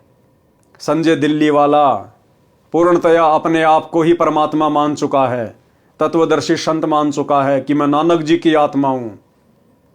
नानक जी की आत्मा को परमात्मा इस कलयुग की बिचली पीढ़ी में गुरु पद देने के लिए, पाखंड में उलझाने के लिए जन्म नहीं देगा, भक्ति के लिए जन्म देगा। उसके अंदर तो किसी प्रेत की आत्मा है जो सारे उससे उल्टे कर्म करवा रही है, उसको गुरुद्रोही की पदवी पे लाके छोड़ दिया। नानक की आत्मा परमेश्वर की शरण में आ चुकी है। गुरुदेव ने इस 74 नंबर की ऑडियो में बिल्कुल क्लियर कर दिया है, एक बार सुन लीजिए। 3 लोक का राज जय जीव को कोई दे, लाख बधाई क्या करे जय नहीं नाम ते ले। जैसे राजा अमरीश राजा थे और वो भक्ति ना करी तो करनी चाहिए थी, मर गया, राज छूट गया। कोई पुण्य शेष रह रहे थे, फिर राजा जनक बन गया। भक्ति से फिर बाबा नानक बन गया। अरीब जब नाम ना मिलता तो 84 में जाते, और फिर ये जीवन भी ऐसे नष्ट हो जाता। अरीब जब नाम ना मिलता तो 84 में जाते, और फिर ये जीवन भी ऐसे नष्ट हो जाता। अरीब जब नाम ना मिलता तो 84 में जाते, और फिर ये जीवन भी ऐसे नष्ट हो जाता। तो भाई और बहनों, क्लियर हो गया। परमात्मा ने उसके सारे जन्म गिना दिए, नानक जी वाला जन्म भी बता दिया कि फिर उसको नानक जी का जन्म मिला। और अब वर्तमान में यदि परमात्मा उसको नाम ना देते, उसको शरण में ना लेते, तो 84 में जाता। इसका मतलब वर्तमान में वो आत्मा जन्म ले चुकी है और गुरुदेव भगवान की शरण में आकर अपनी भक्ति कर रही है। राजा अमरीश के इष्ट देव श्री विष्णु जी थे, किसी गुरु जी से दीक्षा लेकर साधना करते थे। राजा अमरीश भक्ति को प्राथमिकता देते थे, उनके लिए अन्न जल का संयम रखते थे कि मन भक्ति में लगे। भगत अमरीश ने महीने के आहार का नियम बना रखा था, वे प्रतिदिन 1 रोटी कम खाते थे। उस समय मानव शरीर लंबा चौड़ा होता था, मानव की लंबाई 100 फुट के आसपास होती थी। इसके अनुसार मोटाई भी अधिक होती थी, भोजन की खुराक भी अधिक होती थी। गुरु जी ने एकादशी का व्रत रखना भी भक्ति कर्म बता रखा था। अमरीश को वेद ज्ञान भी था, उनकी आत्मा मानती थी कि व्रत रखना वेद में नहीं लिखा है। गुरु को भी नाराज नहीं करना चाहा, इसलिए अपने आहार को इस प्रकार नियमित किया कि एकादशी को भोजन न करना पड़े। जैसे एक दिन में पेट भरने के लिए सामान्य तौर पर 11 रोटी भोजन करते थे, तो उसको प्रतिदिन इस तरह कम करते थे कि एकादशी को बिल्कुल न खाना पड़े। जैसे कृष्ण पक्ष की अमावस्या को रोटी व अन्य सब्जी खाते थे, तो प्रतिदिन 1 रोटी व उसी अनुसार सब्जी भी कम कर देते थे। तो एकादशी को कुछ नहीं खाते थे, फिर इसी तरह प्रतिदिन 1-1 रोटी बढ़ाते थे। यह प्रति महीने का क्रम था।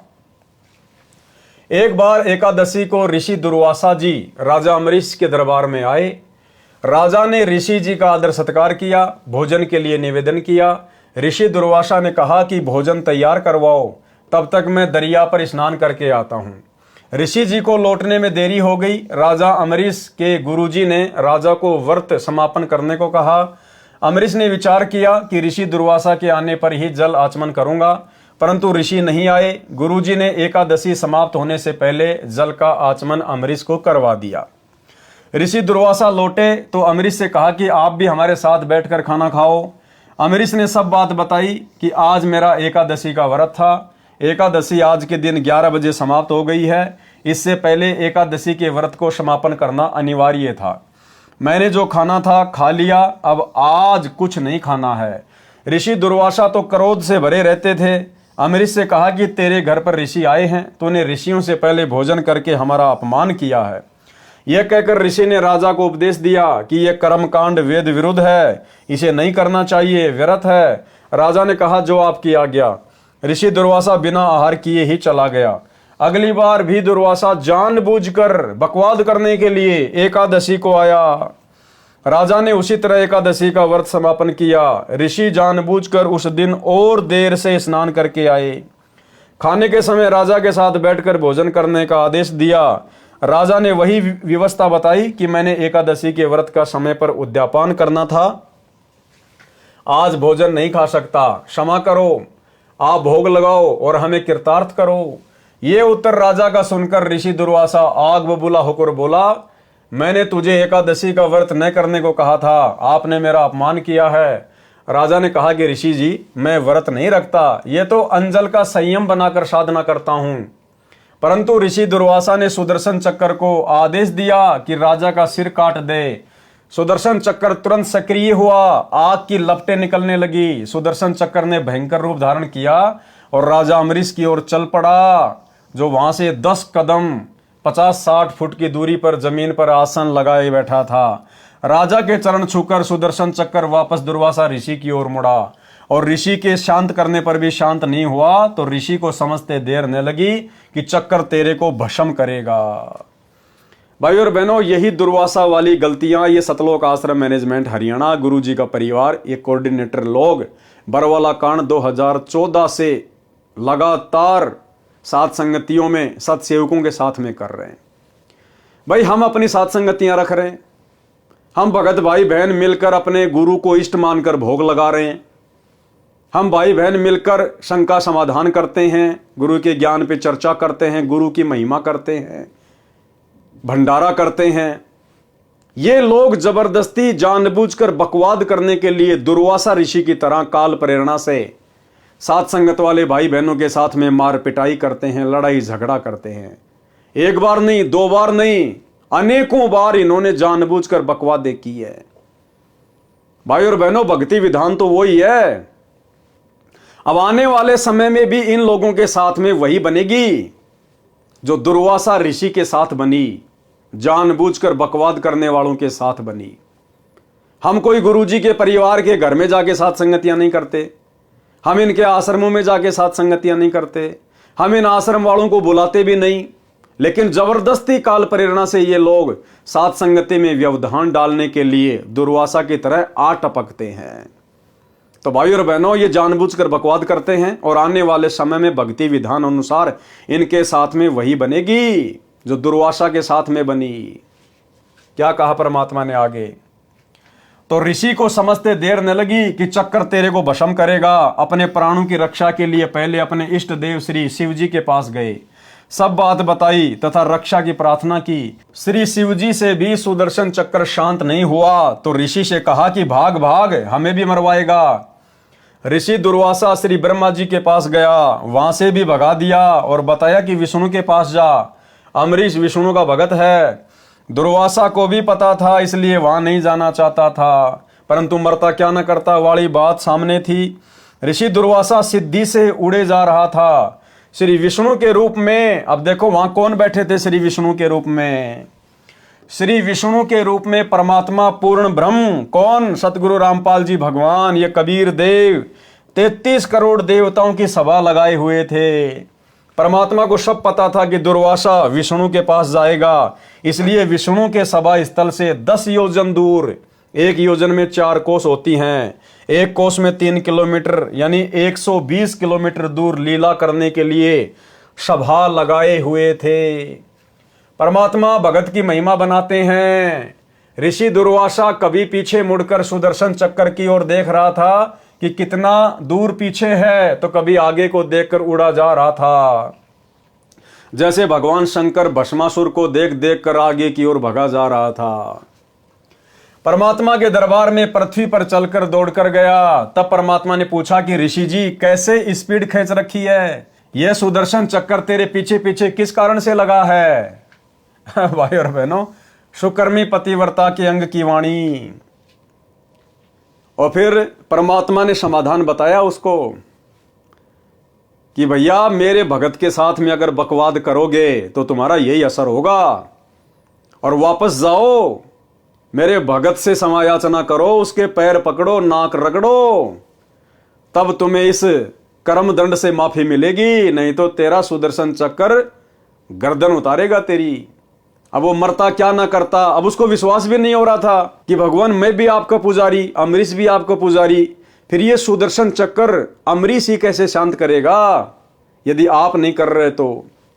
लेकिन परमात्मा ने तो अपने भगत की महिमा बनानी थी। सुकर्मी पतिव्रता के अंग की वाणी से, वाणी नंबर 95। गरीब बूझे बिशंबर नाथ, चक्कर क्यों चोट चलाई, क्या गुस्ताखी कीनी, कथा मोहे बेग सुनाई। अर्थात परमात्मा ने विष्णु रूप में ऋषि दुर्वासा से पूछा कि सुदर्शन चक्कर ने आपके ऊपर आक्रमण किस कारण से किया, शीघ्र बताओ क्या शरारत की है। दुर्वासा ने बताया, वाणी नंबर 96 से 100। गरीब अम्बरीश मृतलोक बसै, एक राजा सूचा, करे एकादश व्रत, ज्ञान कछु अधिक ऊंचा। गरीब हम कीन्या ब्रह्म ज्ञान, उन्हें सरगुण उपदेशा, छाड़ एकादश व्रत, कहा हम लग्या अंदेशा। गरीब हम दीन्या चक्कर चलाई, काटी सिर इसका लीजे, ओ चक्कर पग छूही उलट करी, दिग्विजय कीजे। गरीब हम भागे भय खाई, चक्कर छूटे गए नारा, 3 लोक में गवन किए, राखे नहीं किने अधारा। गरीब अब आए तुम पास, जान राई जानत सोई, हमको ल्यो छिपाई, चक्कर मारे नहीं मोही। सारांश, मृत लोक यानी पृथ्वी के ऊपर अम्बरीश नाम का एक सच्चा सोचा राजा निवास करता है। वह एकादशी का व्रत करता है, परंतु उसका ज्ञान उत्तम है। सारी सच्चाई बता दी वहां तो उसने। मैंने उनको ज्ञान समझाया और कहा कि आप एकादशी का व्रत त्याग दो, परंतु राजा अपनी बात को ऊपर रखते हुए अपना ज्ञान बोलने लगा। इससे मुझे क्रोध आ गया। मैंने सुदर्शन चक्कर को आज्ञा दी कि राजा अम्बरीश का सिर काट दे। सुदर्शन चक्कर चला और राजा के चरण छूकर उल्टा मेरे को मारने के लिए चल पड़ा। मैं डरकर भागा, तीनों लोकों में रक्षा के लिए गया, परंतु किसी ने शरण नहीं दी। हे जानी जान, अब मैं आपकी शरण में आया हूं, मेरे को छुपा लो, सुदर्शन चक्कर मुझे मारे ना, मेरी रक्षा करो। भाई और बहनों, ऐसी बात नहीं है। परमात्मा ने कहा कि सुदर्शन चक्कर को विष्णु भी शांत कर सकता था, ब्रह्मा भी कर सकता था, लेकिन वो सुदर्शन चक्कर श्री विष्णु जी ने नहीं छोड़ा था। वो सुदर्शन चक्कर श्री ब्रह्मा जी वाला नहीं था, शंकर जी वाला नहीं था। वो सुदर्शन चक्कर तो पूर्ण ब्रह्म परमात्मा कबीर देव सतगुरु रामपाल जी भगवान ने छोड़ा था, और उनके द्वारा छोड़ी गई शब्द शक्ति को उनके अलावा कोई भी नहीं रोक सकता। वाणी नंबर 101 से 103, 107 से 111, 115। गरीब हंसे विशंबर नाथ, ऋषिजन तू ज्ञान ही ना, अम्बरीश दरबार तुम क्यों दिग्विजय की ना। गरीब अम्बरीश रणधीर, सती सूरा सतवादी, तुम दुर्वासा देव फिरो ज्ञानन के वादी। गरीब निर्गुण सरगुण भक्ति सब उनके हैं देवा, उर में रहे छिपाई कहे कोनन से भेवा। गरीब तुम ऋषि जाओ बेगी अमरीश दरबारा, दुध बाद मिटी जाही हो तुम्हारा निस्तारा। गरीब चरण कमल चितलाई पढ़ो उनके दरबारा, वे कल्प वृक्ष स्वरूप कष्ट के मोचन हारा।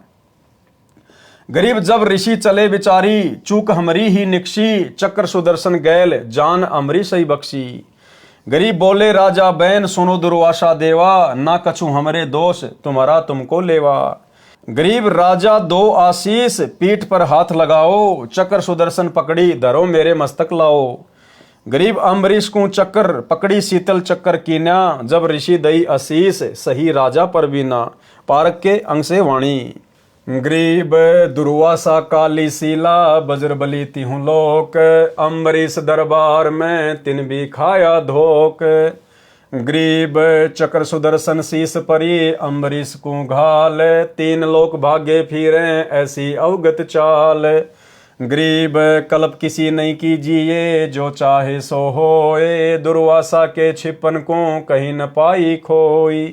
गरीब स्वर्ग मृत पाताल में चक्र सुदर्शन डीक, दुर्वासा के चक्कर से जरे नहीं अमरीश।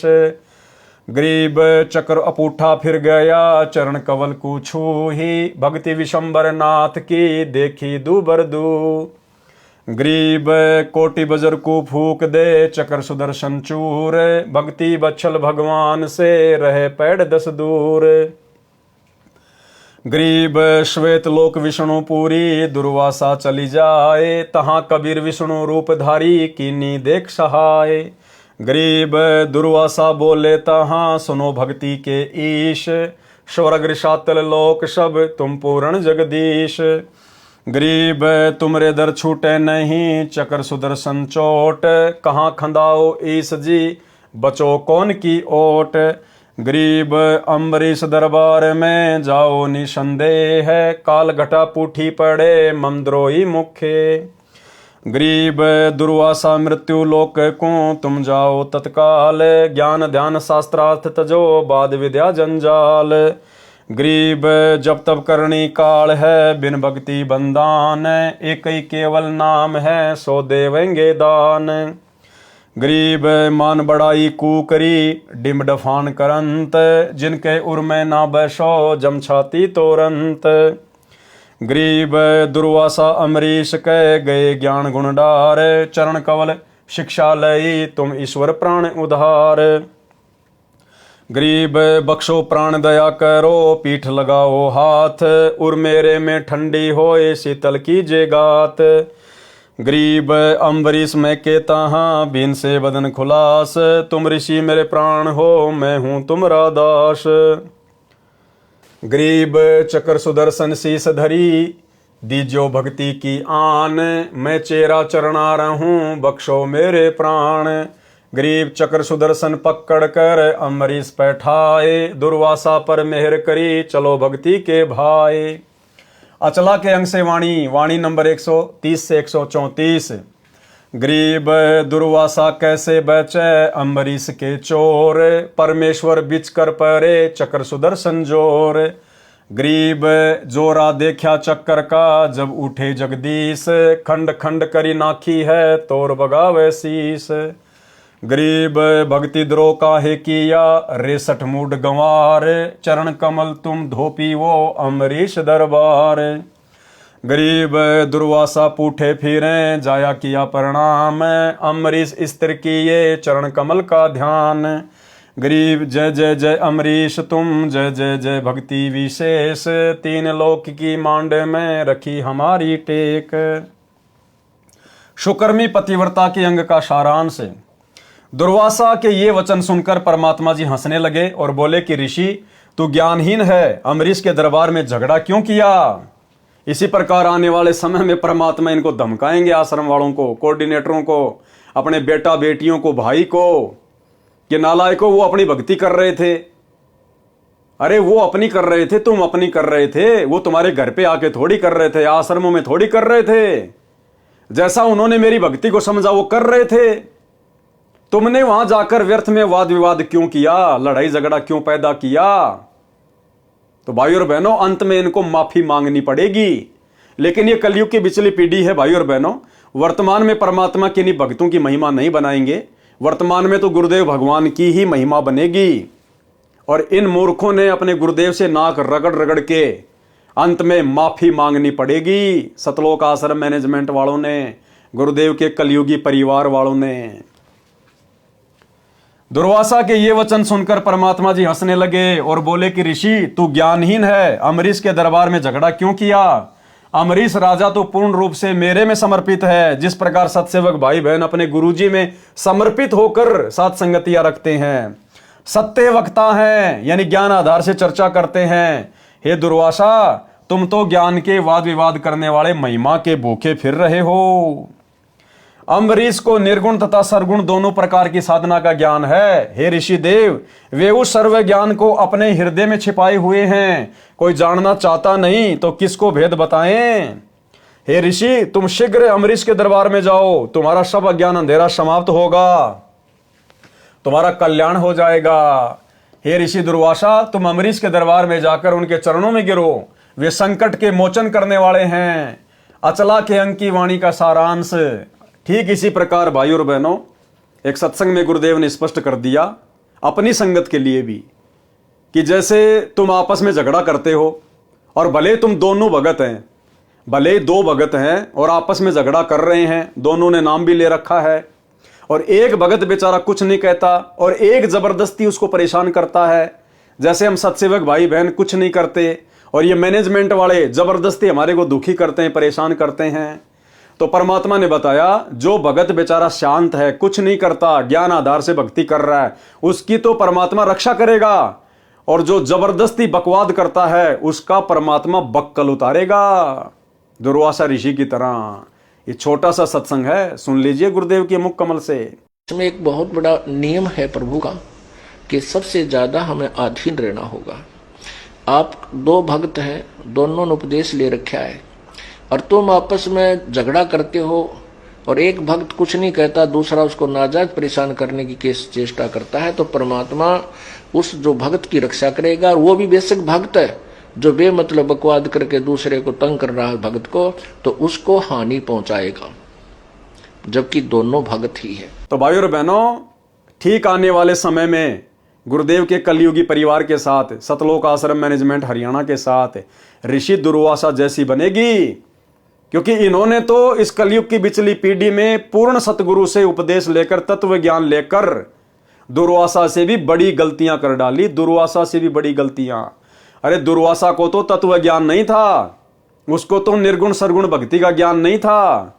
आज तुम्हें गुरुदेव ने क्या कमी छोड़ दी ज्ञान समझाने में 30 वर्षों में, फिर भी तुमने अपने स्वार्थ के लिए सात संगतियों में आकर काल प्रेरणा से झगड़ा किया, बकवादे की, मुकदमे लगवाए, भक्तों को जेल करवाई, भक्तों के साथ में मारपीट की। तुम्हारे साथ क्या बनेगी? तुम्हारे ही कर्मों के प्रतिफल में। अचला के अंक की वाणी का सारांश है। संत गरीबदास जी बता रहे हैं कि दुर्वासा कैसे बच सकता था। वह तो एक महान आत्मा अम्बरीश का चोर था, यानी अम्बरीश के यथार्थ ज्ञान को सुनकर भी अपने अहंकार का प्रदर्शन किया। ठीक इसी प्रकार सात संगति की वीडियो देखकर भी सतलोक आश्रम मैनेजमेंट हरियाणा वाले अपने अहंकार का ही प्रदर्शन कर रहे हैं, सच्चाई को स्वीकार नहीं रहे। वह तो परमेश्वर जी बीच में आ गए, अन्यथा सुदर्शन चक्र तो बहुत शक्तिशाली है। इसी प्रकार भाई और बहनों, जो कर्म वर्तमान में गुरुदेव का परिवार कर रहा है, कोऑर्डिनेटर कर रहे हैं, ये तो सतगुरु रामपाल जी भगवान इनका बीच बचाव कर रहे हैं, इनके बीच में पड़े हैं, नहीं तो इनके कर्मों का दंड बहुत भयंकर है। क्योंकि साध संगति सतगुरु रामपाल जी भगवान का यथार्थ 13वां कबीर पंथ है, और इनके 13वें पंथ को यानी सात संगतियों को रोकने का मतलब है ट्रेन की पटरी के ऊपर अंधे गधे के द्वारा लात चलाना। ये तो ड्राइवर समझदार है, परमात्मा है जो गाड़ी रोक के रखा हुआ है, अन्यथा वो गधा कहां जाके गिरे उसका अता पता भी नहीं पड़े।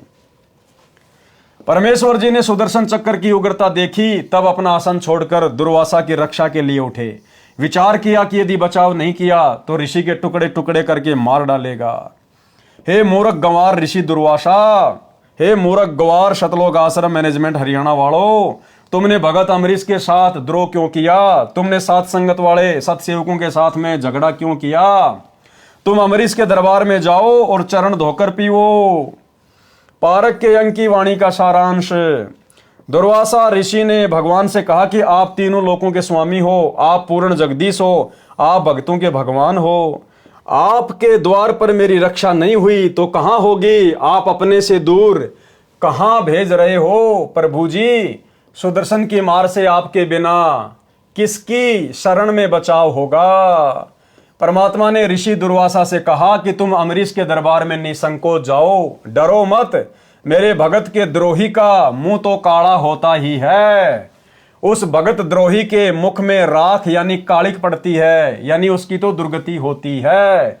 और आने वाले समय में इन सतलोक आश्रम मैनेजमेंट हरियाणा वालों के साथ यही हाल होगा। परमेश्वर जी ने कहा, हे दुर्वासा, तुम मृत लोक यानी पृथ्वी लोक को शीघ्र जाओ, इस शास्त्रार्थ के चक्कर को त्याग दो। वाद विवाद तो जी का जंजाल होता है। बिना मर्यादा की भक्ति के तो जब तप अन्य करनी क्रियाएं काल हैं, यानी जीवन नाशक है। सच्चा गुरु तो केवल नाम जाप की दीक्षा देता है। सच्चा गुरु स्टेडियम नहीं बनवाता, हॉस्पिटल नहीं खुलवाता, राजनीति नहीं करवाता, गुंडों की सीबीआई जांच नहीं करवाता, आरक्षणों में भक्तों को नहीं बैठाता, जाटों के भवन नहीं बनवाता, गांव वालों के लिए रोडे नहीं बनवाता, एम्बुलेंस नहीं चलवाता। केवल नाम का जाप देता है, मर्यादा देता है। बिना मर्यादा की भक्ति के तो जब तक अन्य क्रियाएं काल हैं, यानी जीवन नाशक है। सच्चा गुरु तो केवल नाम की दीक्षा देता है। मैं उनके साथ नहीं रहता जो पाखंड करते हैं। अब ये सतलोक आश्रम मैनेजमेंट हरियाणा ने 2014 के बाद में अभी अभी आपको जो इनके कुकर्म गिनाए हैं, ये पाखंड है, पाखंड। मैं उनके साथ नहीं रहता जो पाखंड करते हैं, मान बढ़ाई की चाहत रखते हैं। तो भैया राजनेताओं के चक्कर काटने वाले तो मान बढ़ाई के भूखे होते ही है। मान बढ़ाई तो कुकरी यानी कुतिया के समान है, यानी बिना इज्जत का कार्य है। और आने वाले समय में गुरुदेव का परिवार आज वर्तमान में गुरुजी को ना समझकर, ज्ञान को ना समझकर, मर्यादाओं की धज्जियां उड़ाकर जिस प्रकार से भक्तों से सत्संगों के विरुद्ध क्रिया करवा रहा है, आने वाले समय में भाई और बहनों परमात्मा इनको इज्जत से नंगा करेंगे, नंगा। ये विधान है मालिक का, ये अपने कर्मों से शवतः हो जाएंगे। बच्चे बच्चे को पता चल जाएगा। अरे कल को क्या ये दुनिया परमात्मा की शरण में नहीं आएगी? क्या वो धनाना गांव वाले परमात्मा की शरण में नहीं आएंगे? आज जितने भाई बहन सतलोक आश्रमों में जाते हैं, ज्ञान को आधार नहीं बना रहे, क्या कल को ये ज्ञान को नहीं समझेंगे? क्या इनको मर्यादाओं के विषय में पता नहीं चलेगा? तो जितने बड़े बड़े कुकर्म इन्होंने कर दिए, ये कहां छुपेंगे? कहां छुपेंगे? ये बच्चा इनको ताने मारेगा, बच्चा कि काहे का गुरुजी का बेटा, काहे की गुरुजी की बेटी, काहे का कोऑर्डिनेटर 30 साल से क्या झक मरा रहा था गुरुजी के साथ में? तेरे को इतना भी नहीं पता चला? जो महापुरुष मोबाइल में वीडियो गेम खेलने के लिए मना करता है और तुमने उस महापुरुष के नाम से 1 करोड़ रुपए का स्टेडियम बनवा दिया। ये बच्चा इनको बोलने नहीं देगा। आने वाले समय में बच्चा बोलेगा कि राजनीति कहां है गुरुजी के सत्संग में? कब गुरुजी ने बीजेपी को वोट डलवाए, कांग्रेस को वोट डलवाए, कब आदेश दिया? दिखा। ये बोल नहीं पाएंगे आने वाले समय में भाई और बहनों, बोल नहीं पाएंगे। ये मान बढ़ाई तो कुकरी यानी कुतिया के समान है, यानी बिना इज्जत का कार्य है। परमात्मा के दरबार में इज्जत ना रही तो वह आत्मा गली की कुतिया के समान है। जो पाखंड करते हैं, अन्य को नीचा दिखाते हैं, उनकी यम के दूध छाती तोड़ते हैं, यानी बुरी मार मारते हैं।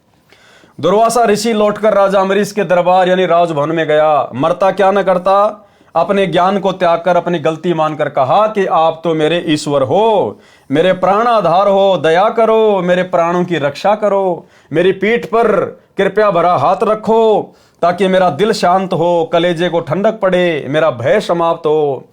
सुदर्शन चक्र को मेरे सिर पर शांत करके रखो। मैं आपका नौकर बनकर आपके दरबार में सदा रहूंगा। मेरे जीवन की रक्षा करो, मेरे प्राण बख्शो तथा भक्ति का दान दो। ऋषि दुर्वासा की दशा देखकर अम्बरीश हंसने लगे और प्रसन्न चित्त से ऋषि दुर्वासा से बोले कि हे देव ऋषि जी, आप तो मुझे प्राणों से भी प्रिय हो, मैं आपका दास हूं।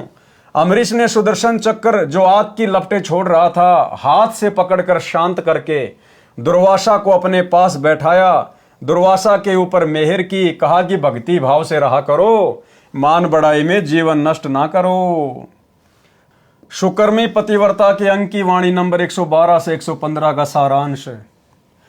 जब परमेश्वर कबीर जी ने ऋषि दुर्वासा जी से स्पष्ट कह दिया कि आप अम्बरीश के दरबार में जाओ, वे क्षमा करेंगे तो आपकी जान बचेगी, अन्यथा काल सिर पर नाच ही रहा है, तब ऋषि दुर्वासा को भीड़ी धरती हो गई, यानी धरती छोटी पड़ गई, यानी संकट में गिर गया और विचार किया कि मेरी ही गलती पाई। इसी प्रकार अंत में सतलोक आश्रम मैनेजमेंट हरियाणा को, जो वर्तमान में अहंकार में अंधा होके ये देख ही नहीं रहा कि परमात्मा की यथार्थ भक्ति कहाँ है, मर्यादाएं कहाँ हैं, साथ संगतियां क्या हैं, हम उन साथ संगत वालों के साथ में ऐसा बुरा बर्ताव क्यों कर रहे हैं। अंत में सतगुरुदेव भगवान के मुख कमल से जब इनको सुनने को मिलेगा कि भाई गलती तुम्हारी ही है, और इनको भी एहसास होगा कि हाँ हमारी ही गलती हुई है, यानी संकट में घिर गया और विचार किया कि मेरी ही गलती पाई। सुदर्शन चक्र पीछा नहीं छोड़ रहा है, अब तो राजा अम्बरीश ही पीछा छुड़वाएगा, वही जीवन दान देगा। राजा अम्बरीश बोले कि हे दुर्वासा देव जी, मैंने कुछ नहीं किया, आपने जैसा किया उसका फल ही मिला है, इसमें मेरा कोई दोष नहीं है। ऋषि दुर्वासा ने निवेदन किया कि मेरी रक्षा करो, सुदर्शन चक्र को शांत करो। राजा अम्बरीश ने सुदर्शन चक्र को शांत करके ऋषि को पकड़ा दिया, बोले कि ले तेरी मिसाइल, फिर गलती न करना। तब ऋषि दुर्वासा के जान में जान आई और अम्बरीश को आशीष दी कि धन्यवाद, आप विद्वान हो, महापुरुष हो। अचला के अंक की वाणी नंबर 133-134 का भी यही अर्थ है, दुर्वासा तथा अम्बरीश की सत्य कथा का सारांश। तो भाई और बहनों, आज की वीडियो में हम केवल इतना ही लेंगे। इन कथाओं के माध्यम से हमने शिक्षा साथ साथ लेकर चलना है। अगर हम इनको पढ़ते चले गए, सुनते चले गए, अपने जीवन में इन शिक्षाओं को लागू किया नहीं, तो इनको सुनने और सुनाने का कोई फायदा नहीं है। तो भाई और बहनों, हम भगत हैं, संत हैं, गुरुदेव ने हमारे कुछ लक्षण बताए हैं, गुण बताए हैं। हमने अपनी मर्यादाओं में रहकर, अपने परमात्मा से डरकर, भक्ति भाव से चलते हुए हमने इस काल के लोक में गुरु आशीर्वाद से विजय प्राप्त करनी है। यानी हमने हर स्थिति में ज्ञान को आधार बनाकर एक भगत के लक्षण अपने ऊपर धारण करके गुरुदेव को प्रसन्न करना है। अगर मोक्ष प्राप्त करना है तो सीधा सीधा पॉइंट है कि अपने गुरु को प्रसन्न रखो। आपकी किसी भी क्रिया से गुरु दुखी ना हो जाए। जिन बातन से गुरु दुख पावे उन बातों को दूर भगावे। हमने उन कर्मों से हमेशा दूरी बना के रखनी है जिन कर्मों से, जिन अमर्यादित हरकतों से हमारे गुरुदेव नाराज हों, रुष्ट हों, उनको चोट पहुंचे। तो हमने तो मोक्ष प्राप्त करना है, इसलिए तो हम इतना सब कुछ प्रयत्न कर रहे हैं। और यदि हमने मर्यादा तोड़ दी, भगत के लक्षण धारण किए नहीं, दुर्वासा की तरह हो गए, सतलोक आश्रम मैनेजमेंट हरियाणा वालों की तरह बिहेव करने लग गए, तो फिर क्या बनेगी हमारे साथ में। अंत में किया कर्म तो दे देगा परमात्मा, राजा बना देगा, महाराजा बना देगा, देव बना देगा, लेकिन मोक्ष तो नहीं हुआ। मोक्ष नहीं हुआ तो फिर 84, फिर ये कष्ट, समस्याएं यूं की यूं खड़ी रहेंगी। तो भाई और बहनों, हमने तो हर हाल में सहन करते हुए आगे बढ़ना है। जैसे हमारे गुरुदेव भगवान एक भगत की भूमिका करते हुए सबकी गालियां, सबकी मार पिटाई, सबके लांछन, सबके व्यंग, ताने, जेल सहन करते हुए निरंतर भक्ति मार्ग पर आगे बढ़ रहे हैं। हमने भी उसी प्रकार से अपने गुरु के भक्ति वाले जीवन को देखते हुए निरंतर आगे की ओर बढ़ना है, नीची गर्दन करके अपने आप को मृत जानकर। तब गुरु हमसे प्रसन्न होंगे। तो भाई और बहनों, आज की वीडियो में केवल इतना ही। कल रात्रि 8 बजे फिर से सभी भाई बहन लाइव जुड़िए। तब तक गुरुदेव भगवान हम सबको आज्ञा दें, इजाजत दें, आशीर्वाद दें। बंदी छोड़ सतगुरु रामपाल जी भगवान की जय हो।